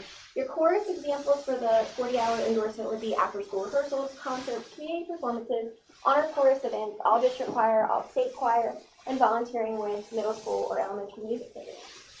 And I would like to add, I just received word today that 8 of our students have been selected for this year's UNCC honor choir. So 8 students will hopefully get the opportunity to go and work with a We're now in choral director throughout the day, and then at the end of the day, give a performance. And that's, how many did you say? 8. 8 from the high school? And that performance is welcome to anybody, and that is February 28th, I think at 5 p.m. at the UNC Pembroke Giving Performance Art Center. Oh, and such back. Miss Candy's only in her 5th year teaching, and she's expanded the choral program as well. So we're very, very thankful that she is one of ours. Band examples include after-school rehearsals, marching band competitions, all district band, all state band, honor band events, concerts, community band performances, and parades. And I would just like to give a shout out to the Timberwolf Throwdown. If any of you guys were there, that is a phenomenal event that is renowned around the state, and the UNC Pembroke Marching Band was there showing out as well. And so that's something that is already part of our tradition at Montgomery Central High School. So now we can have something on our diploma to kind of literally seal that forever. Okay, and then the last thing I wanted to include, you guys had a really excellent question about our initiative for STEAM and why we picked STEAM rather than STEM. So here's kind of bringing that to life of why we did that. Now, Dr. Tiffany Barnes, who you'll get to meet soon, she'll be here at our STEAM night. She's the Distinguished Professor of Computer Science from NC State. That's the principal investigator for our Computer Science for All grant that we've received. That's $1 million at this point when you add the extra funding that we've gotten. And so I asked her to put together why we chose that for us. STEAM means STEM plus the arts, and the A is both arts and AI-powered creativity. And the reason that's really important is that the arts will always be human-centered, and that requires all of those critical thinking skills. And one thing that we talk about all the time with STEAM or STEM, the heart of that is always innovation and creativity. And that's really Montgomery County. That's Montgomery County School. So providing opportunity for students, that's really been a rich part of our history. And when we go back to the Peabody Institute, giving people opportunities that are typically overlooked, people who have talents that are really uncommon, and giving them the space to thrive. So, yeah. The other thing is the arts boost creativity and communication. I'm a little bit passionate about the arts. Builds critical thinking, teamwork, and empathy. Matches skills employers and colleges want, like you were talking about the science project. If it hadn't been for my background in the arts growing up, I would not be able to stand up here in front of you today or be a teacher. Trust me. Builds critical thinking, teamwork, and empathy. And then it really fits rural North Carolina. It connects tech with local culture, farms, and communities, and it makes learning more engaging and relevant for students. So whether or not they go on to a career in the arts, it is something that can help them with coping with stress, with the creative outlet, dealing with effects of adverse childhood experiences, and all those kinds of things. So that's why we chose instead of just them. So our next step, we just need your board approval, and then once we get that signature, it goes to MCDPI. We include it in the registration guide. We get the option out to current seniors. Their forms will be due April 3rd. Obviously, we've already been working on that all year. And then we'll have their diploma seals. And then the big thing for next year that I really wanted you guys to consider tonight, continue to advocate for arts ed and scheduling considerations district-wide. Because we always have to be very strategic about our master scheduling so that all students can have access to these classes. So that's what for me. You have any questions? You need a motion for that? So this is actually going to be in our consent agenda, so when we get back from our, at the end, we'll be Oh, good, we get to go through that again.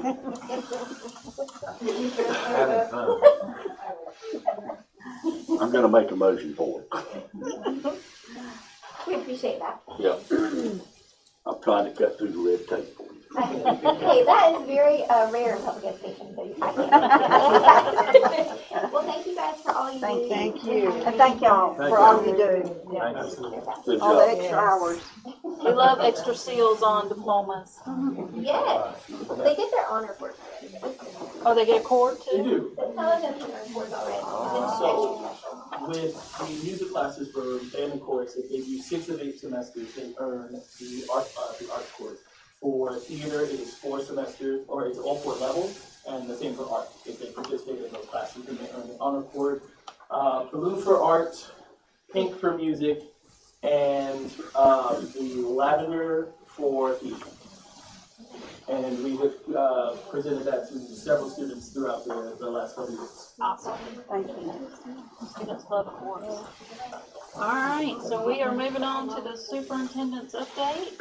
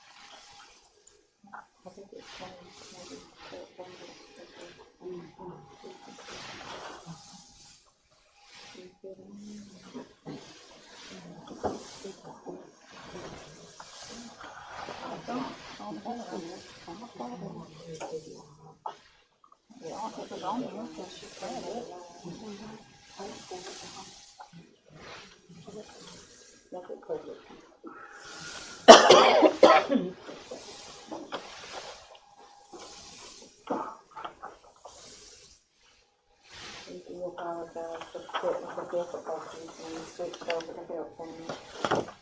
Lock that on.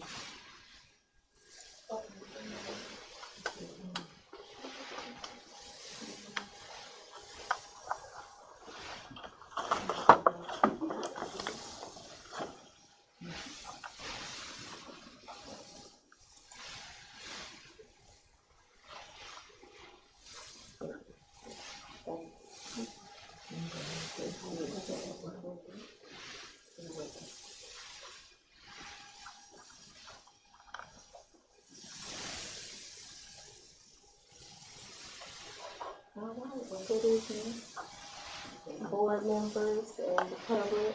Thank you for being here this evening, and we're going to go through our superintendent update. And right now, for February, we have several important updates that we would like to share with the board. From our previous work session, we went through our strategic plan draft document that we share with the board, and our next steps are for us to continue to work through the feedback process with the principals, and then the principals will take the information back to their schools and share the information with staff, and then it'll be open for public comment from February 15th through February 27th, and then it will be presented to the board as a final draft in March. And that's our tentative date, so if we do need to make further revisions, we're open to that.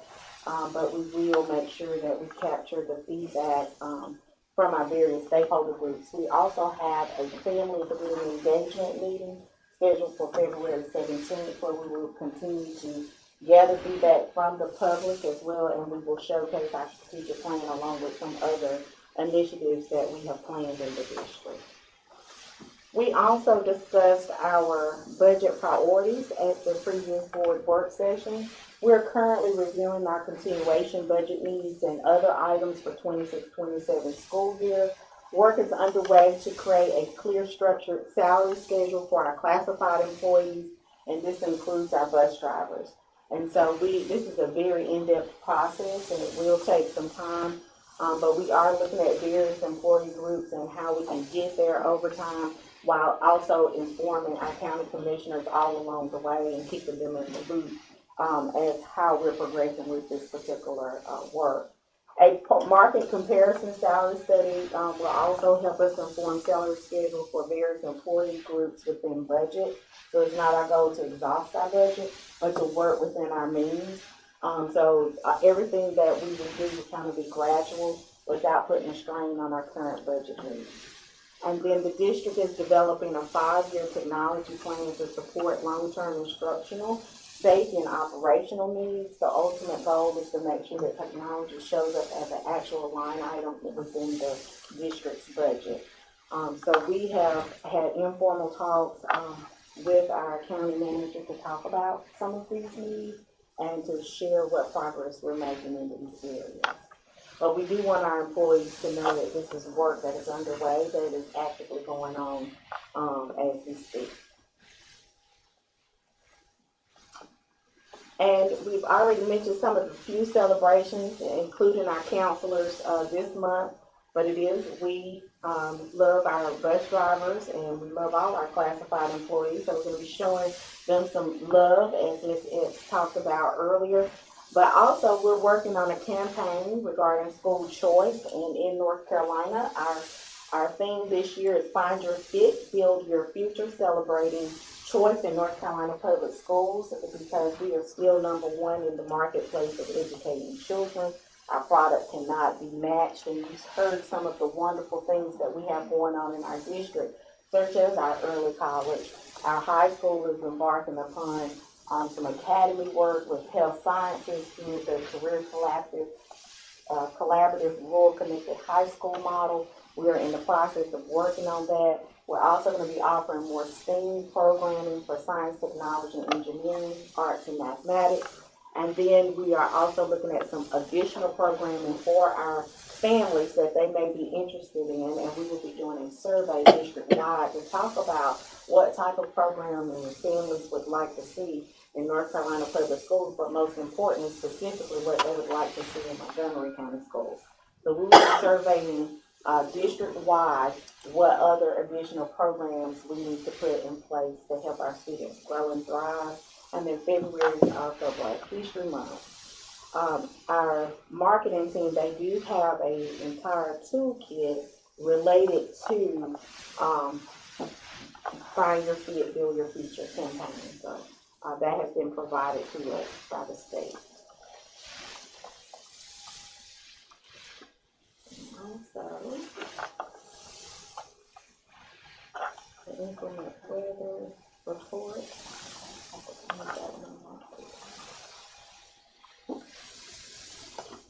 As you know, we've had several issues with inclement weather, and lucky for us, we had already had some built-in makeup days built into our calendar. So we will currently be using our bank hours. We have about 31 bank hours that we can use based off of our instructional hours within our calendar from last school year that was approved for this school year. So we have about 31, I believe it's 1,056 hours total, but by the state of North Carolina, we're mandated to have 1,025. So we have 31 hours that we bank. We've already used several of those. We have 19 hours left over.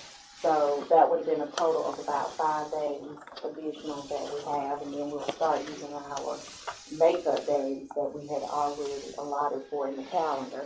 So within the update for the inclement weather, we've identified 4 more days for the 26-27 school year for the board to look at and approve for us to add on the calendar that was approved last month.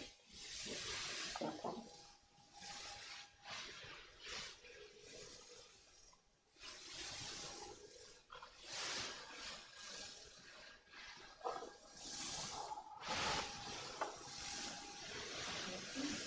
So the recommendation is for us to add to our calendar that was already approved. That would be April 26th, May 24th, May 25th, and May 26th. And so we will be adding these to the calendar that was already approved unless there's an objection from the board regarding that. For those dates, was that recommended from the calendar committee? Did principals have say in recommending these 4 additional dates to the 26-27 calendar? No, they have not. This has been an emergency situation across the state, and so we were asked to share this information with you all. I actually just added the information for you all over the weekend after having an update on Friday from the General Assembly. Will not probably be approving any type of additional remote days. So this would just be a backup plan for us. We still would have additional bank hours. We're actually in a better situation than most districts across the state. Pretty much these are the same dates as before, except for the April date due to wind, spring, or fall next year. So essentially, these are the exact same dates, and so if you want to add makeup days like we did this year, so that it's better for us to be safe than sorry.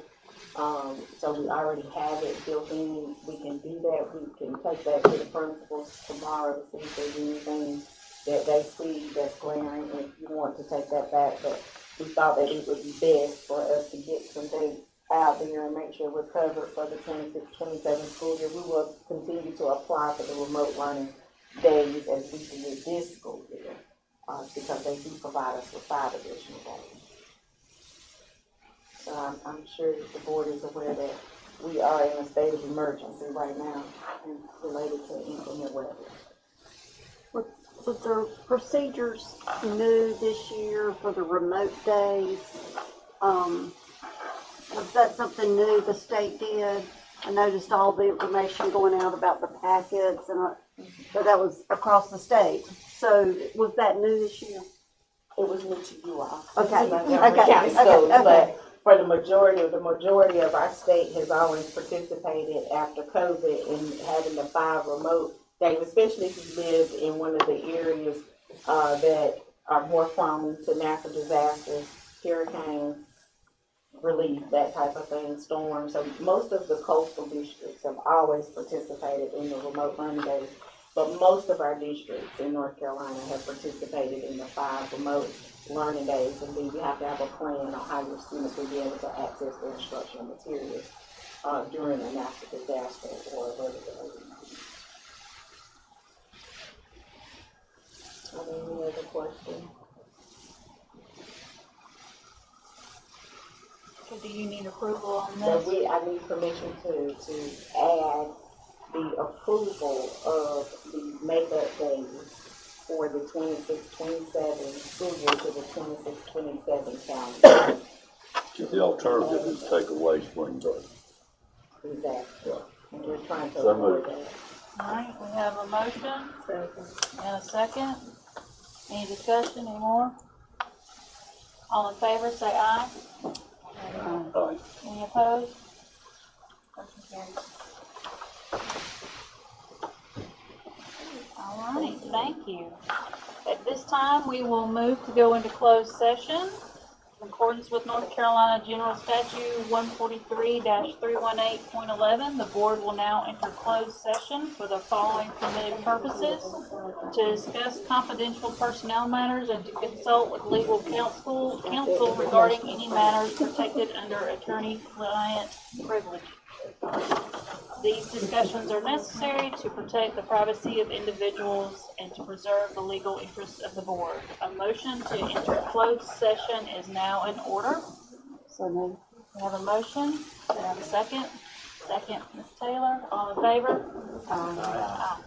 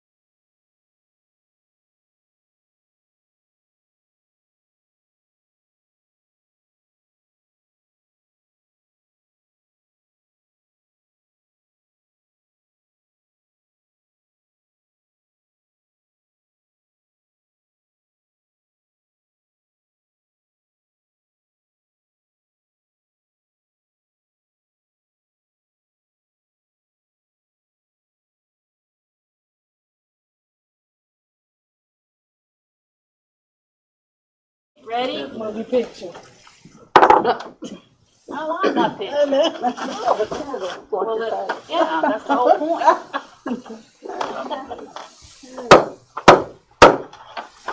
All right, guys, welcome back from the closed session. We are now going to go into voting. We have the consent agenda. We will be voting on the meeting minutes from January 12th, the minutes from January 29th, the approval for the high school art endorsement, the personnel report, and also the field trip request. Do I have a motion? So moved. Do I have a second? Second. All in favor? Awesome. Thank you. The other thing that we have is we have a, what is this called? Contract for board approval, that Montgomery County Board of Education for approval for Assistant Superintendent contract for Dr. Tony Warwick. What's that one? Warwick? I work with the Warwicks. Is there a motion to approve this contract? I make a motion to approve it. Second. I have a motion and a second. Any more discussion? All those in favor say aye. Aye. Okay, raise hands. All those in favor say aye. Aye. Any opposed? Nay. Opposed? Opposed. So we have 3 opposed. I wasn't planning on voting tonight, guys.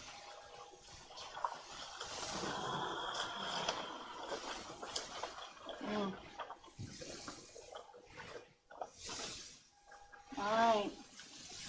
Let's do hands again so we can do this for sure. All those in favor, raise your hand. All those opposed, raise your hand. Motion carries. Not carries.